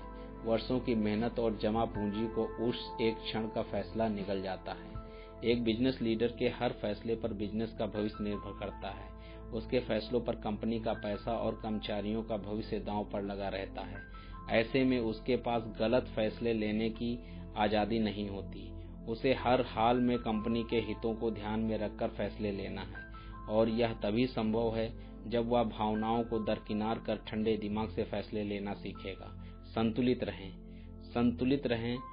पीटर मेयर कहते हैं, संतुलित फैसले संतुलित दिमाग की उपज होते हैं। किसी भी प्रकार की भावना को अपने ऊपर हावी होने देना सीधे तौर पर गलत फैसले को आमंत्रित करना है। एक लीडर न तो ज्यादा क्रोधित हो सकता है, न तो ज्यादा उत्साहित, न अति उदार और न अति संकीर्ण। किसी भी भाव का आधिक्य उसके लिए खतरे की घंटी है। उसे तुरंत सावधान और संतुलित हो जाना चाहिए। भावनाओं में संतुलन, सोच और विचार में संतुलन एक श्रेष्ठ व्यक्ति की पहचान होती है। यही वजह है कि उसकी वाणी और फैसले भी संतुलित होते हैं और श्रेष्ठ होते हैं। संतुलन और श्रेष्ठता का सीधा संबंध है। संतुलन हासिल किए बिना श्रेष्ठता हासिल करना संभव नहीं है। एक लीडर को श्रेष्ठता हासिल करनी है तो उसे संतुलित व्यवहार, संतुलित सोच, संतुलित फैसलों का महत्व समझना होगा और उसे इस बात के लिए वचनबद्ध रहना होगा कि वह संतुलन के दायरे को भी कभी नहीं तोड़ेगा। वह किसी भी परिस्थिति में न तो असंतुलित दिखेगा और न कुछ असंतुलित करेगा, क्योंकि असंतुलन एक लीडर के करियर के लिए जहर का काम करता है। इसके करियर को खत्म ही कर देता है। हम प्रकृति को देखकर यह सीख सकते हैं कि संतुलन की स्थिति कितनी सृजनात्मक होती है। जब प्रकृति का संतुलन बना रहता है तो अनेक प्रकार के सृजन होते रहते हैं, और जैसे ही प्रकृति का संतुलन बिगड़ता है तो पलक झपकते ही सब तहस नहस हो जाता है। और यही नियम हमारे जीवन पर भी लागू होता है। हम संतुलित रहते हैं तो सृजन और प्रगति के मार्ग पर बढ़ते जाते हैं, और अपना संतुलन खोते ही हम बर्बादी की ओर बढ़ जाते हैं। मगर एक लीडर के साथ चूंकि अनेकों की जिंदगी जुड़ी होती है, इसलिए उसका असंतुलन कतई बर्दाश्त नहीं किया जा सकता। उसे कोई हक नहीं बनता कि वह असंतुलित होकर अपने साथ दूसरों को भी ले डूबे। उसे कईयों की नैया पार लगानी होती है, इसलिए सोच विचार कर और कर्म में उसे प्रतिक्षण संतुलन बनाए रखने के लिए प्रतिबद्ध होना होता है। इस मामले में चूकने की उसे छूट नहीं होती। विश्वास के साथ फैसले लें। बॉब गर्ग ने कहा, न सिर्फ एक लीडर के फैसलों पर सबकी नजर होती है, बल्कि लोग यह भी देखते हैं कि वह कितने विश्वास के साथ फैसले ले रहा है। हर किसी को कमजोरी के क्षणों में गुजरना पड़ता है। ऐसे क्षण जब हमारा विश्वास कुछ हिलने लगता है और मन पर शंका के बादल मंडराने लगते हैं। कोई ऐसा इंसान नहीं जो ऐसे अनुभवों से हमेशा अछूता रहे, और यही बात एक लीडर पर भी लागू होती है, क्योंकि एक लीडर भी आखिर इंसान ही होता है।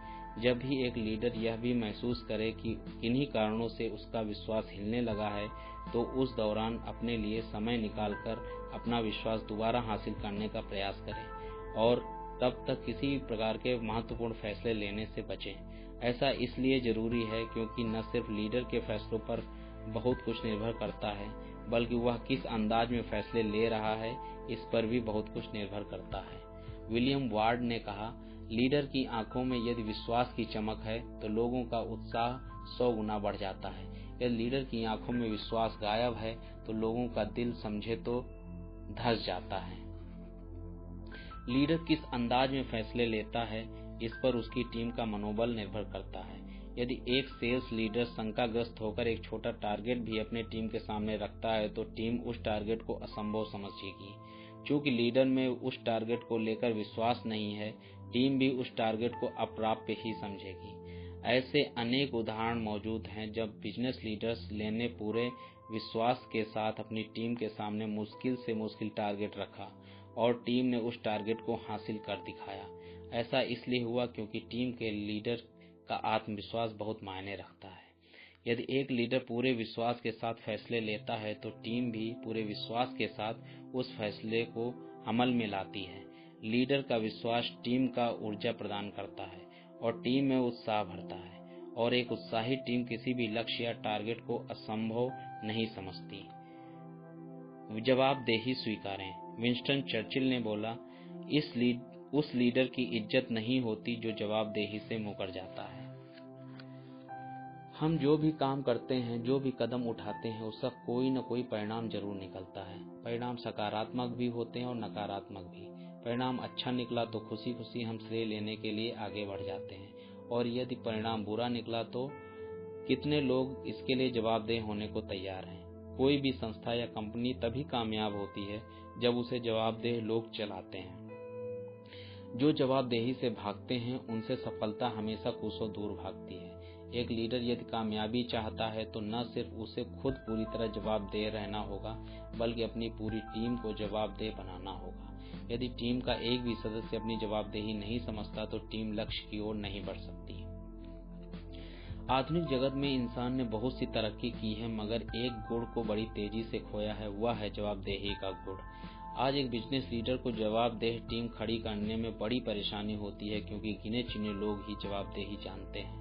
एक बिजनेस लीडर का वास्ता टीम के ऐसे सदस्यों से पड़ता है जो बहानेबाजी में महारत हासिल कर चुके होते हैं। वो जवाबदेह होने के बजाय अनेक किस्म के बहाने तैयार करते हैं और उनका बेधड़क इस्तेमाल करते हैं। इसका परिणाम यह निकलता है कि टीम लगातार असफल होती जाती है। एक लीडर की सफलता इस बात पर निर्भर करती है कि वह किस प्रकार की टीम तैयार करता है। इसलिए इस मामले में उसे बड़ी सावधानी बरतनी होगी। टीम के सदस्यों का चुनाव करते वक्त सिर्फ योग्यता पर ध्यान देने के बजाय इस बात पर भी ध्यान देना होगा कि वे कितने जवाबदेह हैं। इसी आधार पर उन्हें जिम्मेदारी सौंपनी चाहिए। जो व्यक्ति जवाबदेही नहीं जानता, उससे यह उम्मीद करना कि वह अपनी जिम्मेदारी पूरी करेगा सरासर नासमझी है। बहानेबाजों से बचें। चार्ल्स स्क्वाब ने कहा, बिजनेस जगत में बहानेबाजों के लिए कोई जगह नहीं है। अन्य क्षेत्रों में उनका गुजारा हो सकता है, मगर यहाँ नहीं। एक लीडर को इस बात के लिए वचनबद्ध होना होगा कि न तो वह बहानेबाजी बर्दाश्त करेगा, न ही वह बहानेबाजों को झेलने की मूर्खता करेगा। उसे हर हाल में बहानेबाजों से दूरी बनाए रखना चाहिए। यदि वह ऐसा नहीं करता है तो उसे अप्रत्याशित क्षति के लिए हमेशा तैयार रहना चाहिए, क्योंकि बहानेबाजी देर सवेर क्षति पहुंचाकर ही रहती है। बहानेबाज किसी का भला नहीं करते, न तो वह अपना और न दूसरों का। वे संघर्ष के बजाय बहानों का सहारा लेते हैं, इसलिए कोई लक्ष्य पूरा करने में असमर्थ होते हैं। परिणाम स्वरूप वे जीवन के किसी भी मोर्चे पर सार्थक योगदान नहीं दे पाते। एक बिजनेस लीडर को अपनी टीम में बहानेबाजों को कतई स्थान नहीं देना चाहिए। वे चाहे कितने भी मृदुभाषी और चापलूस क्यों न हो, उनसे बचकर रहने में ही भलाई है, क्योंकि बहानेबाज लक्ष्य प्राप्ति में बड़ी बाधा होते हैं। वे बड़ी जल्दी टीम को पटरी से उतार देते हैं और लक्ष्य से दूर कर देते हैं। अलग सोचें। नॉर्मन विंसेंट पील ने कहा, भीड़ जैसा सोचती है उससे अलग सोचकर ही लीडर अपनी पहचान बना सकता है। एक लीडर का काम है समस्याओं का समाधान ढूंढना, और इस उद्देश्य में उसे सफलता तभी मिलेगी जब वह भीड़ से अलग सोचने की आदत सीख लेगा। भीड़ जैसा सोचती है, अगर लीडर भी वैसा ही सोचने लगे तो समस्याएं सुलझने के बजाय उलझती जाएंगी। भीड़ की सोच महीन नहीं होती, उसके पास बारीकी से समस्याओं के बारे में सोचने के लिए धैर्य नहीं होता। इसीलिए भीड़ की सोच और विचार में ज्यादा उम्मीद रखना निरर्थक है। जहां भीड़ के पास धैर्य नहीं होता, वहीं एक काबिल लीडर के पास अपार धैर्य होता है। वह हालात को बारीकी से समझकर एक अलग रास्ता निकाल सकता है। अलग रास्ते अलग सोच की उपज होते हैं, इसलिए अलग सोचने वाले लोग ही लीक से हटकर चलने का दुस्साहस कर पाते हैं। जहां लोगों को अंधेरा दिखता है, वहीं अलग सोचने वाले व्यक्ति को उम्मीद की कोई किरण दिख जाती है। ऐसा हमेशा से होता आया है। इतिहास की धारा बदलने वाले लोग हमेशा अलग सोचकर अलग रास्ते निकालते आए हैं। वे भीड़ से दबाव में कभी नहीं आए। लोग क्या सोचते हैं और लोग क्या कहते हैं, इस पर ध्यान देने के बजाय उन्होंने अपना सारा फोकस अलग दिशा ढूंढने में लगा दिया। और तब तक एक लीडर इस सिद्धांत पर नहीं चलेगा, वह सार्थक नेतृत्व प्रदान नहीं कर सकेगा। आज बिजनेस जगत में एक लीडर के सामने अनगिनत चुनौतियां हैं। तेजी से बदलती दुनिया में प्रतिदिन ऐसी चुनौतियां प्रस्तुत होती हैं जो बिल्कुल अप्रत्याशित और नई होती हैं। आज दुनिया जितनी तेजी से बदल रही है, उतनी पहले कभी नहीं बदली। परिणाम स्वरूप बिजनेस का स्वरूप भी जितनी तेजी से बदल रहा है, उतनी तेजी से पहले कभी नहीं बदला। बदलाव के इस युग में चुनौतियां अपार हैं, मगर अवसर भी अपरंपार हैं। एक चुनौती अपने साथ 10 अवसर लेकर आती है, परंतु अवसरों का लाभ वही उठा पाएगा जो चुनौतियों का बखूबी सामना कर पाएगा। चुनौतियों को जीत कर ही अवसरों का लाभ उठाया जा सकता है। जो चुनौतियों से हार जाते हैं, उनके हाथ से अवसर भी निकल जाते हैं। बड़ा प्रश्न यह है कि किस प्रकार के लोग चुनौतियों को जीतकर अवसरों का भरपूर लाभ उठा पाते हैं। क्या भीड़ की सोच रखने वाले लोग ऐसा कर पाते हैं? उत्तर है नहीं। बाजी वही जीत पाता है जो लीक से हटकर सोचता है। जो अलग सोचता है और अलग करता है, वही अवसरों का भरपूर लाभ उठा पाता है। आज अलग सोचने वाले व्यक्ति के लिए भरपूर अवसर हैं। तेजी से बदलती दुनिया में जहां पुराने ढर्रे पर चलने वालों के लिए अवसरों का अकाल है, वहीं अलग रास्ता ढूंढने वालों के लिए अवसरों की भरमार है। यदि एक लीडर यदि अपनी टीम को सफलता की ओर ले जाना चाहता है, तो न सिर्फ अपनी सोच को अलग दिशा में ले जाने का प्रयास करे, बल्कि हमेशा ऐसे लोगों का स्वागत करे जो अलग सोचते हैं और लीक से हटकर चलना चाहते हैं। क्योंकि आज के इस टेक्नोलॉजी युग में पुराने ढर्रे पर चलने वाले के लिए सफलता के मार्ग प्रायः बंद ही रहते हैं। जोखिम उठाएं। हम सब सुरक्षित जीवन चाहते हैं, सुरक्षित जॉब और सुरक्षित बिजनेस चाहते हैं। सुरक्षा की कामना वस्तुतः मानव स्वभाव ही है, परंतु चाहने भर से कुछ नहीं होता, क्योंकि हमारा जीवन प्रकृति के नियमों के अधीन होता है और प्रकृति का नियम यह कहता है कि किसी का भी स्थायी सुरक्षा नसीब नहीं हो सकती। जो आज सुरक्षित है वह कल असुरक्षित हो सकता है, और जो आज असुरक्षित है उसे कल पूर्ण सुरक्षा प्राप्त हो सकती है, और परसों पूर्णतः असुरक्षित हो सकता है। इसलिए सुरक्षा की कामना करना सर्वथा निरर्थक है, क्योंकि स्थायी सुरक्षा संभव ही नहीं है। अब बड़ा प्रश्न यह है कि जब स्थायी सुरक्षा जैसी कोई चीज नहीं होती, तो हम जोखिम उठाना क्यों नहीं सीखते।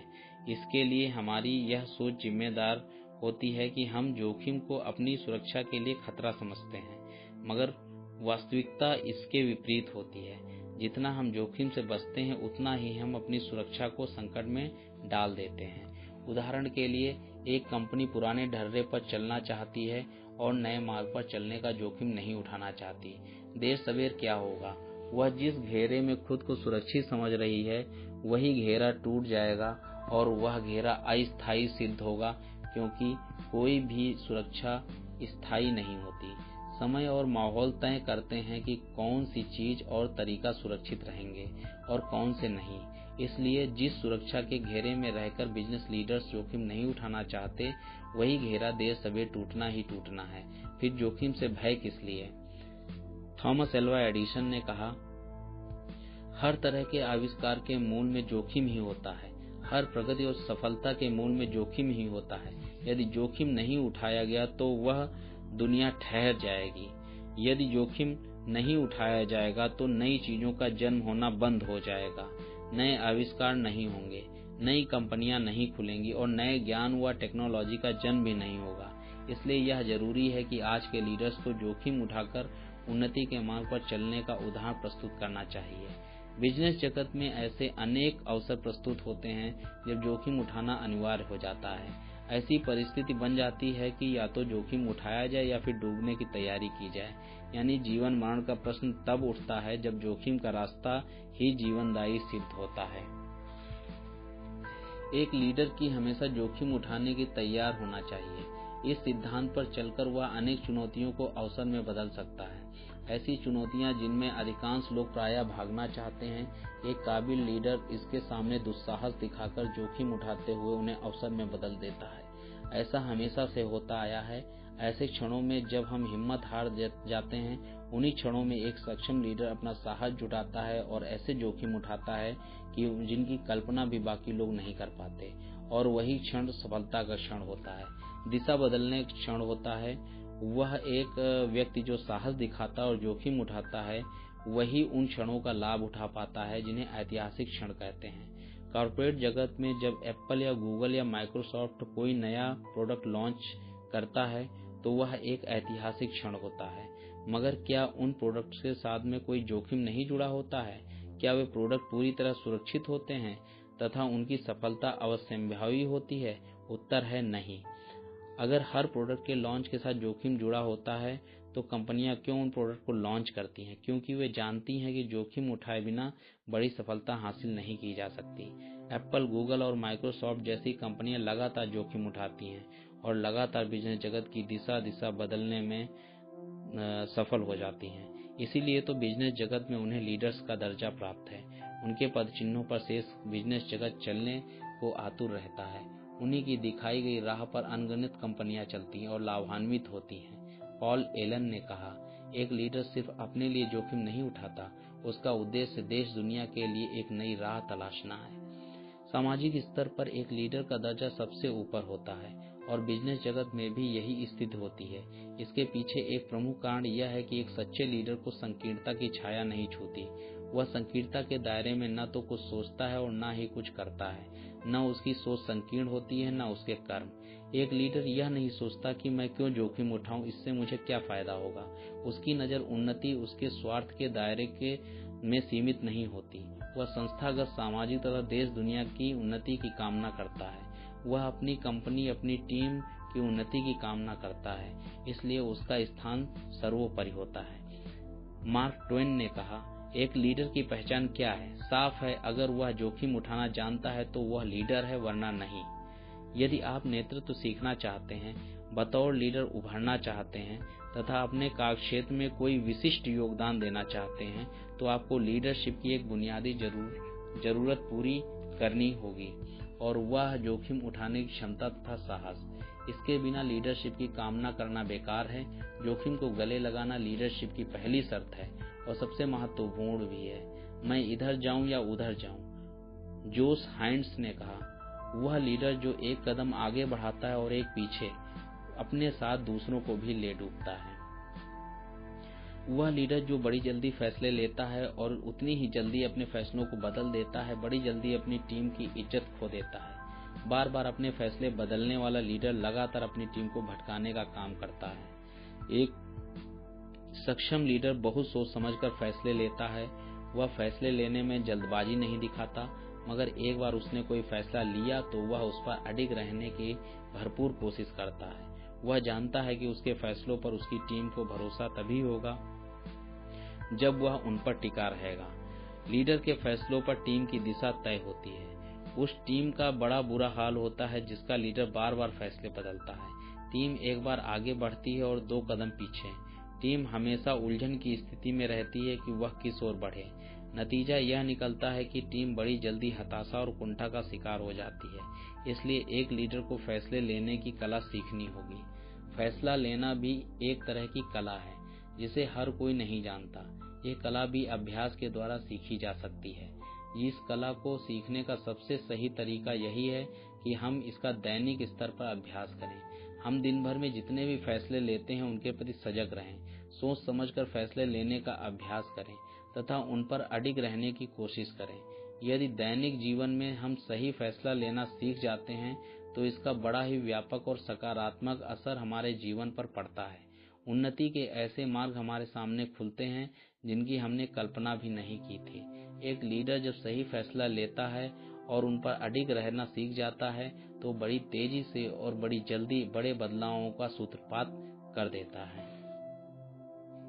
इस चैप्टर को संक्षेप में: नंबर 1, हमेशा दिमाग से फैसला लें, दिल से नहीं। नंबर 2, अपने आचरण और व्यवहार में हमेशा संतुलित रहें।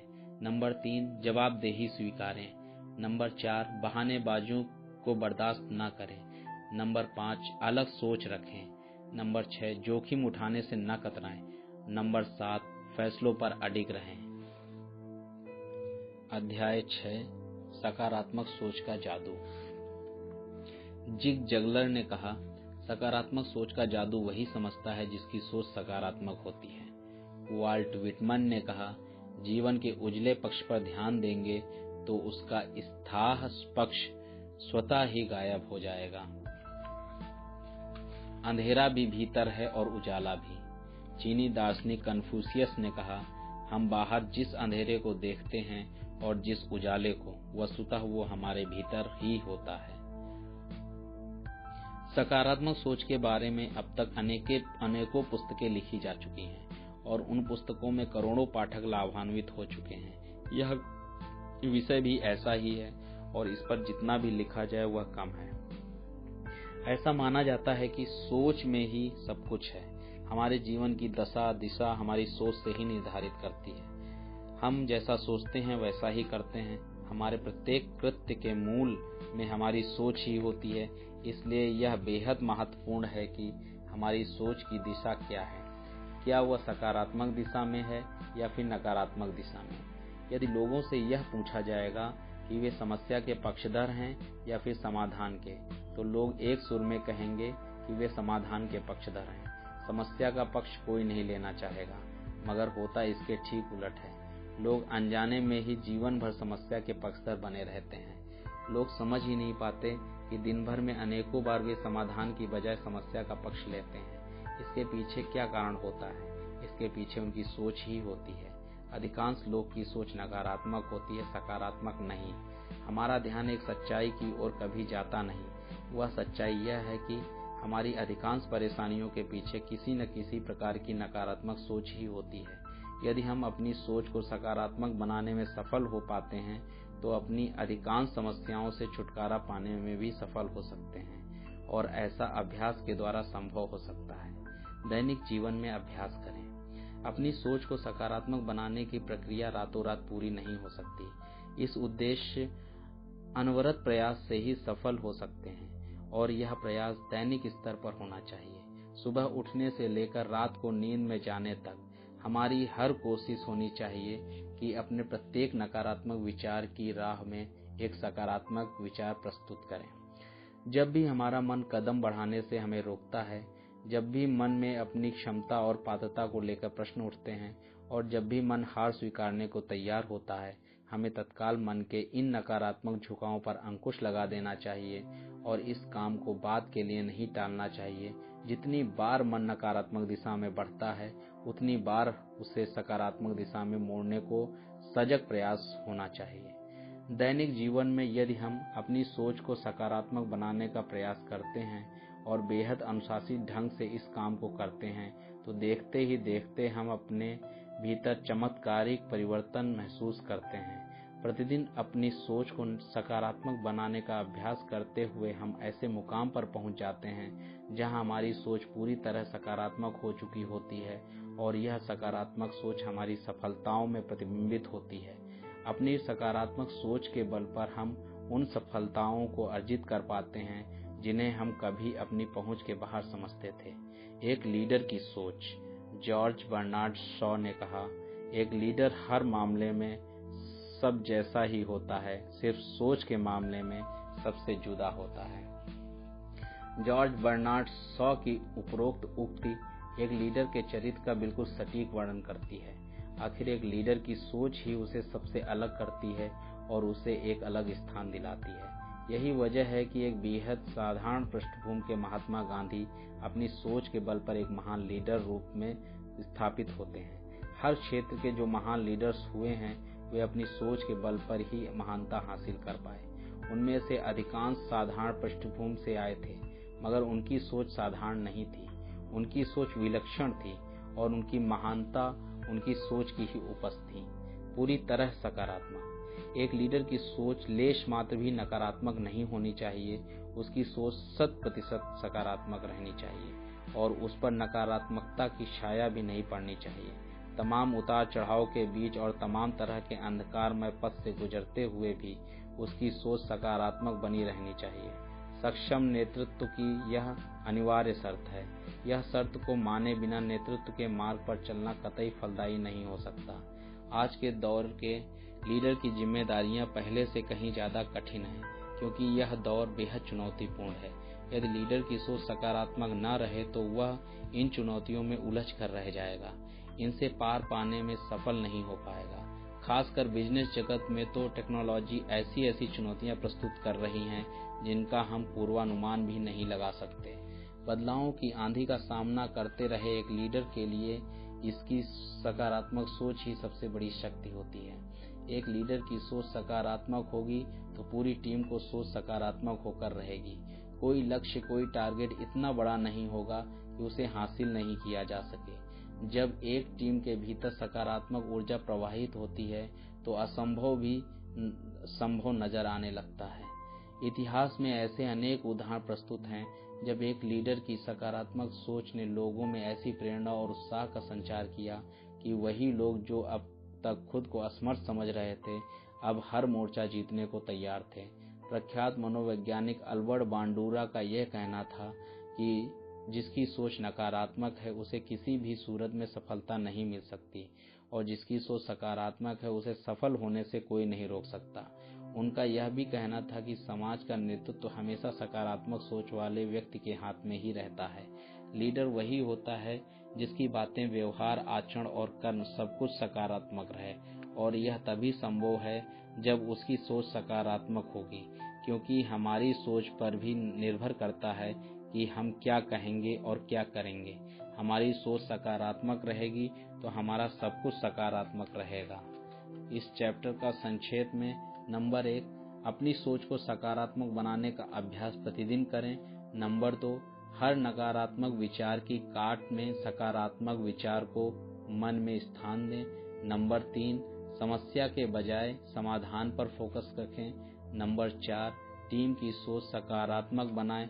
वही लीडर सफल हैं जिनकी टीम सकारात्मक सोचती है।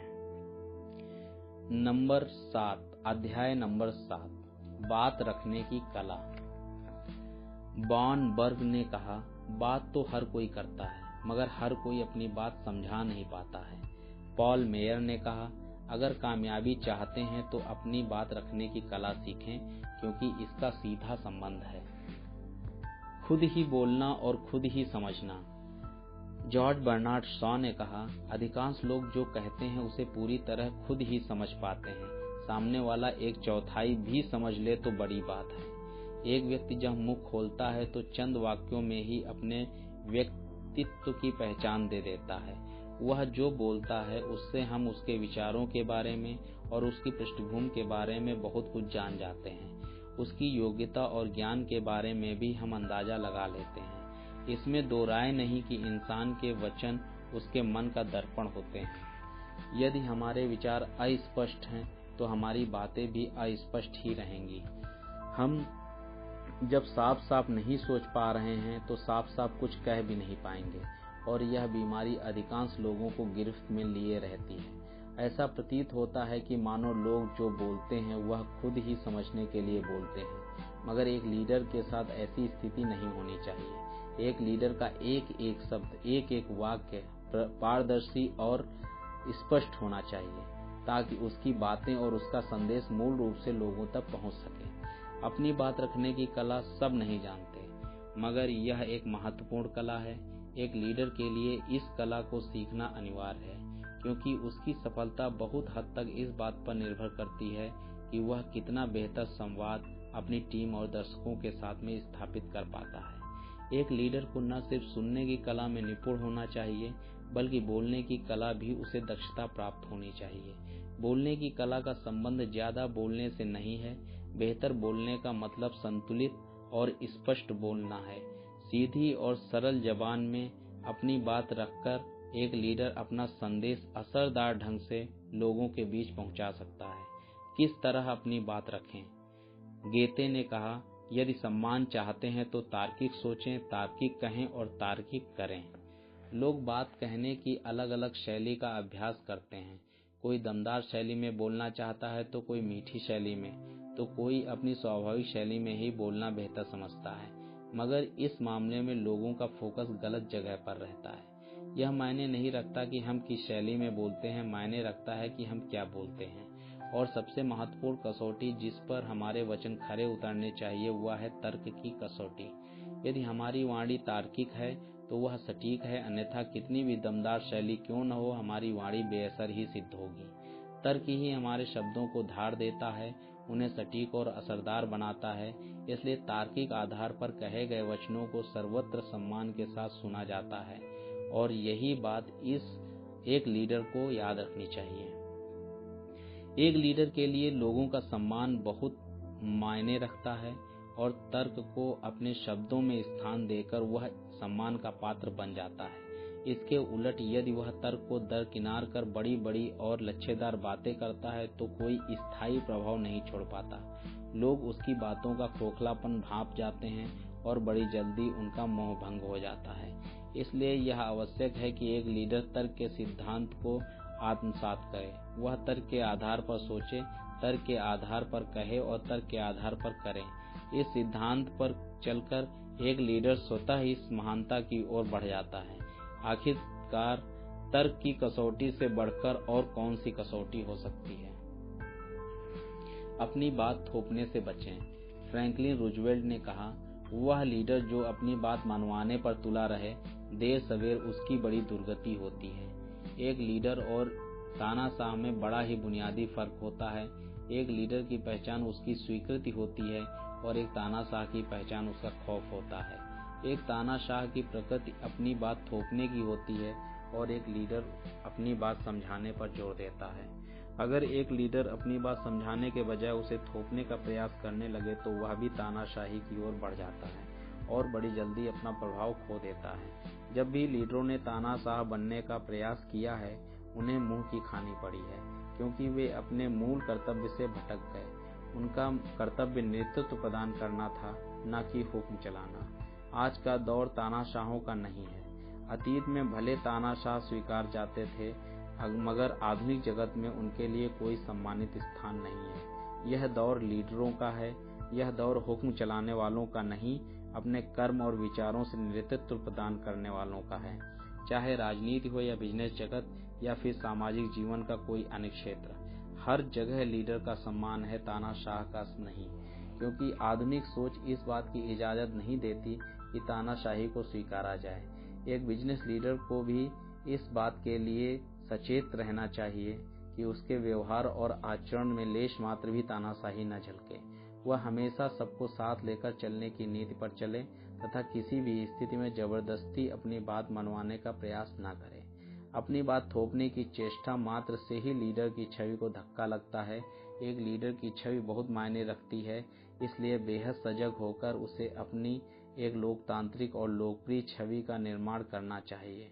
उसकी ऐसी छवि उभरनी चाहिए जो बहुत उदार अथवा समावेशी है, और इस दिशा में उसके प्रयास तभी सफल होंगे जब तक वह अपनी बात थोपने की बजाय अपनी बात समझाने की नीति पर चलेगा।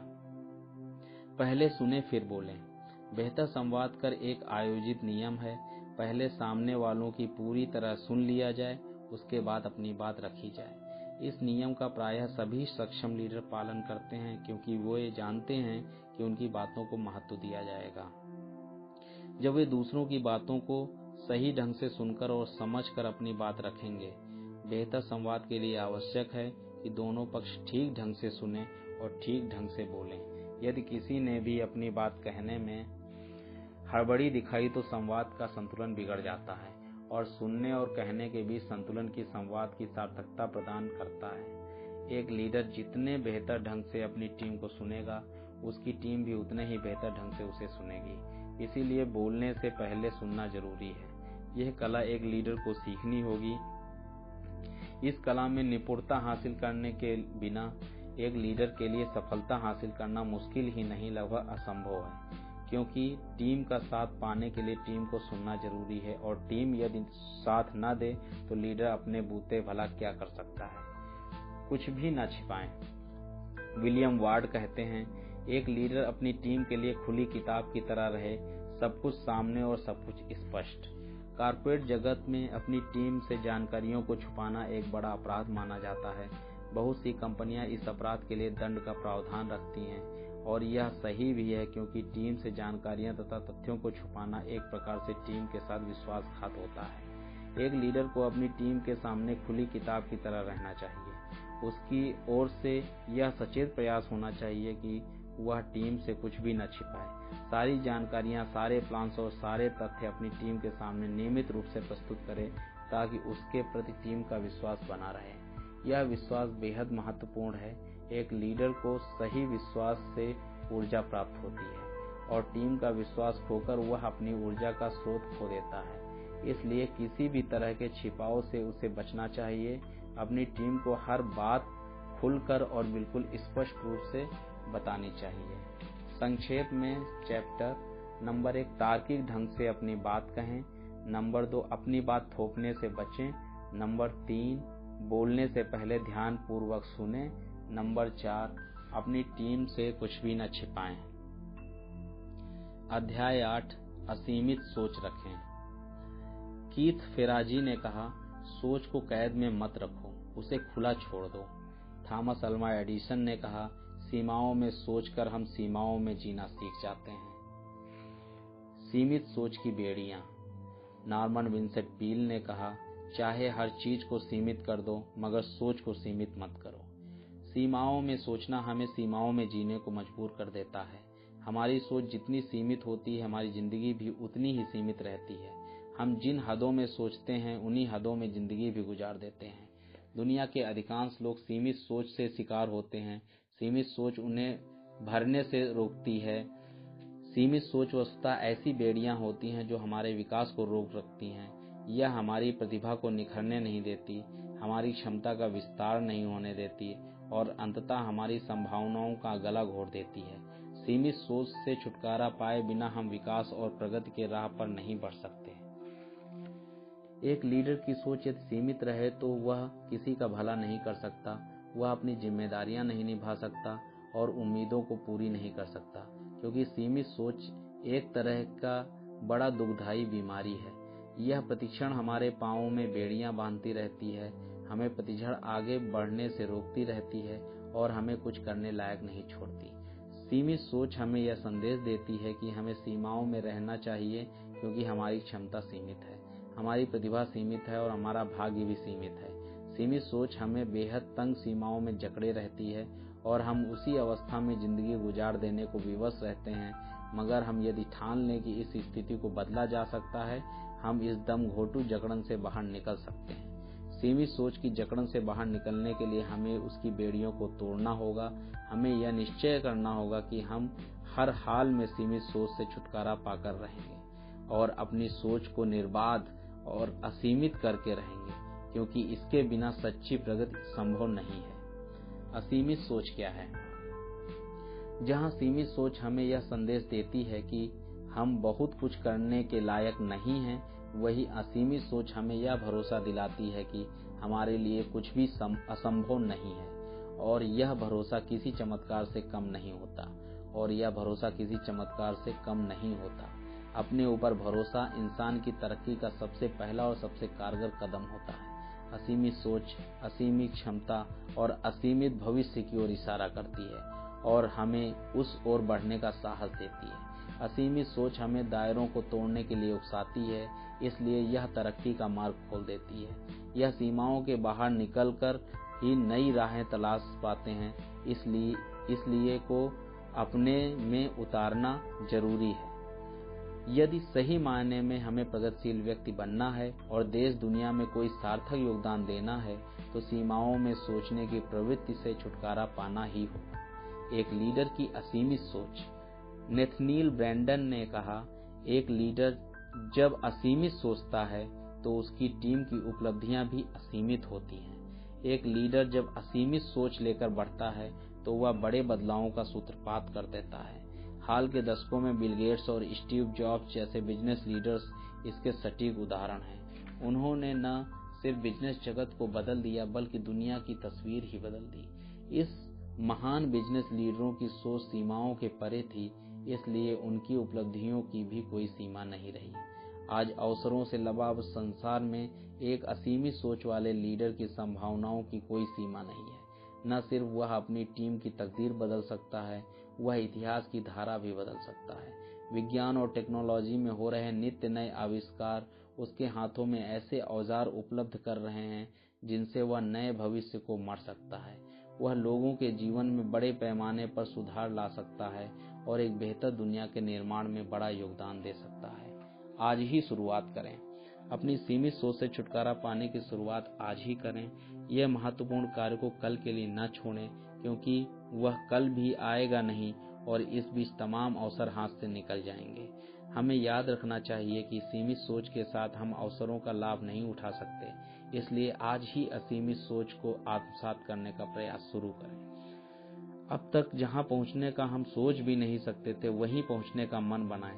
अपनी क्षमताओं पर हमें जो प्रश्न खड़ा करते थे, उन्हीं प्रश्नों को झुठलाने के लिए कटिबद्ध हो जाएं। ऐसे सभी प्रयासों के लिए कटिबद्ध हो जाएं जिनसे हमारी सोच की सीमाएं टूटने लगीं और वह असीमित होती रहें। संक्षेप में इस चैप्टर को, नंबर 1, सीमित सोच की बेड़ियां तोड़ने के लिए प्रतिबद्ध हो जाएं, इसके चलते हम प्रगति नहीं कर पाते हैं। नंबर 2, असीमित सोच को आत्मसात करने का प्रयास करें। एक लीडर की सोच हर हाल में असीमित रहनी चाहिए। नंबर 3, अपनी टीम को असीमित सोच का महत्व समझाएं और इसे आत्मसात करने के लिए प्रेरित करें। पीटर असेटो, जो दूसरों को प्रोत्साहित और प्रेरित करना जानता है, वह स्वाभाविक रूप से लीडर का स्थान प्राप्त कर लेता है। अध्याय नंबर 9, प्रेरित करें। अलेक्जेंडर बेल ने कहा, प्रेरणा के बिना कोई आविष्कार मुमकिन नहीं है। एक लीडर की भूमिका। मार्क ट्वेन ने कहा, एक लीडर का सबसे अहम रोल है अपनी टीम में उत्साह, ऊर्जा और प्रेरणा का संचार करना। अब तक हम यह समझ चुके हैं कि एक लीडर और उसकी टीम एक साथ सफल होते हैं, दोनों अलग अलग सफल नहीं हो सकते। दोनों की सफलता वस्तुतः एक ही होती है, इसलिए लीडर का फर्ज बनता है कि वह अपनी टीम को लगातार प्रोत्साहित और प्रेरित करने का प्रयास करे और यह उसकी प्रमुख भूमिका होती है। इसी उद्देश्य की पूर्ति के लिए उसे बतौर लीडर चुना जाता है। एक लीडर किन स्थितियों में अपनी टीम से बेहतर काम निकाल सकता है? जाहिर है, जब टीम उत्साहित, प्रेरित और प्रतिबद्ध रहेगी तो बेहतर प्रदर्शन देने में सफल हो जाएगी और यह लीडर की जिम्मेदारी बनती है कि उसकी टीम सकारात्मक भावों से लबालब रहे। उसे वे तमाम उपाय करने होंगे जिनसे उसकी टीम अपना सर्वश्रेष्ठ देने के लिए कटिबद्ध रहे और रेस में बने रहने के काबिल रहे। उन उपायों में से कुछ निम्नलिखित हैं। टीम में उम्मीद भरें। जिम जेगलर ने कहा, जितनी ऊर्जा हमें उम्मीद प्रदान करती है, उतनी कोई और भीतरी शक्ति प्रदान नहीं कर सकती। अपनी टीम को निराशा से बचाना लीडर की एक अहम भूमिका होती है, क्योंकि टीम निराश हुई तो कुछ भी हासिल करना मुश्किल हो जाता है। बड़े लक्ष्यों की बात ही अलग है, छोटे मोटे लक्ष्य भी पूरे नहीं हो पाते। इसलिए लीडर की यह कोशिश होनी चाहिए कि वह टीम में लगातार उम्मीद भरने का प्रयास करे, निराशा की छाया अपनी टीम पर न पड़ने दे। ऐसा नहीं है कि टीम को झटके नहीं झेलने पड़ेंगे या फिर बुरे दिनों से नहीं गुजरना पड़ेगा। कोई टीम हर दिन सफल नहीं होती। हर टीम के हिस्से में कुछ एक बुरे दिन होते ही होते हैं। इन्हीं बुरे दिनों में टीम को हौसले की जरूरत होती है और यह काम लीडर को करना पड़ता है। झटकों से टीम का ध्यान हटाकर सफलता की संभावनाओं पर लगातार पड़ता है। जितने बेहतर ढंग से लीडर अपनी यह जिम्मेदारी निभाएगा, उतनी जल्दी टीम उम्मीदों से भर जाएगी और पुनः लक्ष्य की ओर अग्रसर हो जाएगी। टीम को श्रेय देना, खुद को नहीं। बहुत से लीडर असफलता को दोष तो टीम पर मढ़ देते हैं, मगर सफलता का सारा श्रेय खुद की हथियाने की कोशिश करते हैं। ऐसी संकीर्ण मानसिकता वाले लीडर्स लंबी रेस का घोड़ा सिद्ध नहीं होते, वह बड़ी जल्दी रेस से बाहर हो जाते हैं। जिस लीडर को अपनी टीम का भरोसा जीतना है, क्या तथा टीम को अधिक से अधिक सफलता हासिल करने के लिए प्रेरित करना है, उसे अपनी टीम को श्रेय देने से नहीं हिचकना चाहिए, बल्कि उसकी कोशिश यह होनी चाहिए कि वह सारा श्रेय टीम को दे और उनकी खुशी में अपनी खुशी महसूस करे। इससे टीम न सिर्फ अपना सर्वश्रेष्ठ देने के लिए कटिबद्ध रहेगी, बल्कि लीडर के प्रति भी अपना आदर भाव और आभार प्रकट करेगी। टीम का ख्याल रखें। एक लीडर को अपने तक ही सीमित नहीं रखना चाहिए, उसे टीम के दुख दर्द में शामिल होना चाहिए। इससे लीडर और टीम के बीच आत्मीयता बढ़ती है और उनका रिश्ता गहराता है। कठिन समय में रिश्तों की यही गहराई काम आती है। टीम अपने लीडर के लिए क्षमता से बढ़कर काम करती है और उनका रिश्ता गहराता है, और कठिन समय में रिश्तों की यही गहराई काम पाती है। टीम अपने लीडर के लिए क्षमता से बढ़कर काम करती है और अनेक बार हारती हुई बाजी जीत लेती है। एक लीडर को अपनी टीम के साथ समय बिताने का कोई भी अवसर खोना नहीं चाहिए। टीम के साथ संवाद की स्थिति बरकरार रखनी चाहिए और हमेशा उनके मन की बात जानने का प्रयास करना चाहिए। टीम का कोई सदस्य किसी प्रकार की तकलीफ में है तो लीडर को मदद के हाथ बढ़ाने के लिए सर्वथा तत्पर रहना चाहिए। टीम को महत्व दें। एक लीडर के लिए अपनी टीम ही सर्वाधिक महत्वपूर्ण होती है। इस बात का एहसास उसे हमेशा रहना चाहिए और साथ ही उसे अपनी टीम को भी यह एहसास दिलाना चाहिए कि वह उनके लिए बहुत महत्वपूर्ण है। जब भी अवसर मिले उसे अपनी टीम के सामने यह प्रकट करना चाहिए कि टीम का प्रत्येक सदस्य उसके लिए बहुत मायने रखता है। टीम के प्रत्येक सदस्य को वह विशिष्ट समझता है। जब एक लीडर अपनी टीम को महत्व देता है तो सीधे तौर पर वह टीम में जिम्मेदारी का एहसास भरने का काम करता है। जब टीम खुद को महत्वपूर्ण समझती है तो बेहद जिम्मेदाराना ढंग से काम करती है। वह अपने टारगेट प्रति जिम्मेदारी महसूस करती है और हर हाल में उसे पूरा करने के लिए प्रतिबद्ध रहती है। यह मानव स्वभाव है कि जब भी हमें कोई महत्व देता है तो उसके प्रति जिम्मेदारी और वफादारी की भावना हमें जागृत होती है। टीम को महत्व देकर लीडर अपनी टीम को जिम्मेदार और वफादार बनाता है उसके प्रति, और टीम के लक्ष्य के इससे ज्यादा एक लीडर को और क्या चाहिए। संक्षेप में चैप्टर, टीम को उत्साहित और प्रेरित करें। नंबर 2, टीम में उम्मीद का संचार करें। नंबर 3, टीम को श्रेय दें, खुद को नहीं। नंबर 4, टीम का ख्याल रखें। नंबर 5, टीम को महत्व दें। तो दोस्तों, ये पुस्तक यहीं पे समाप्त होती है। धन्यवाद।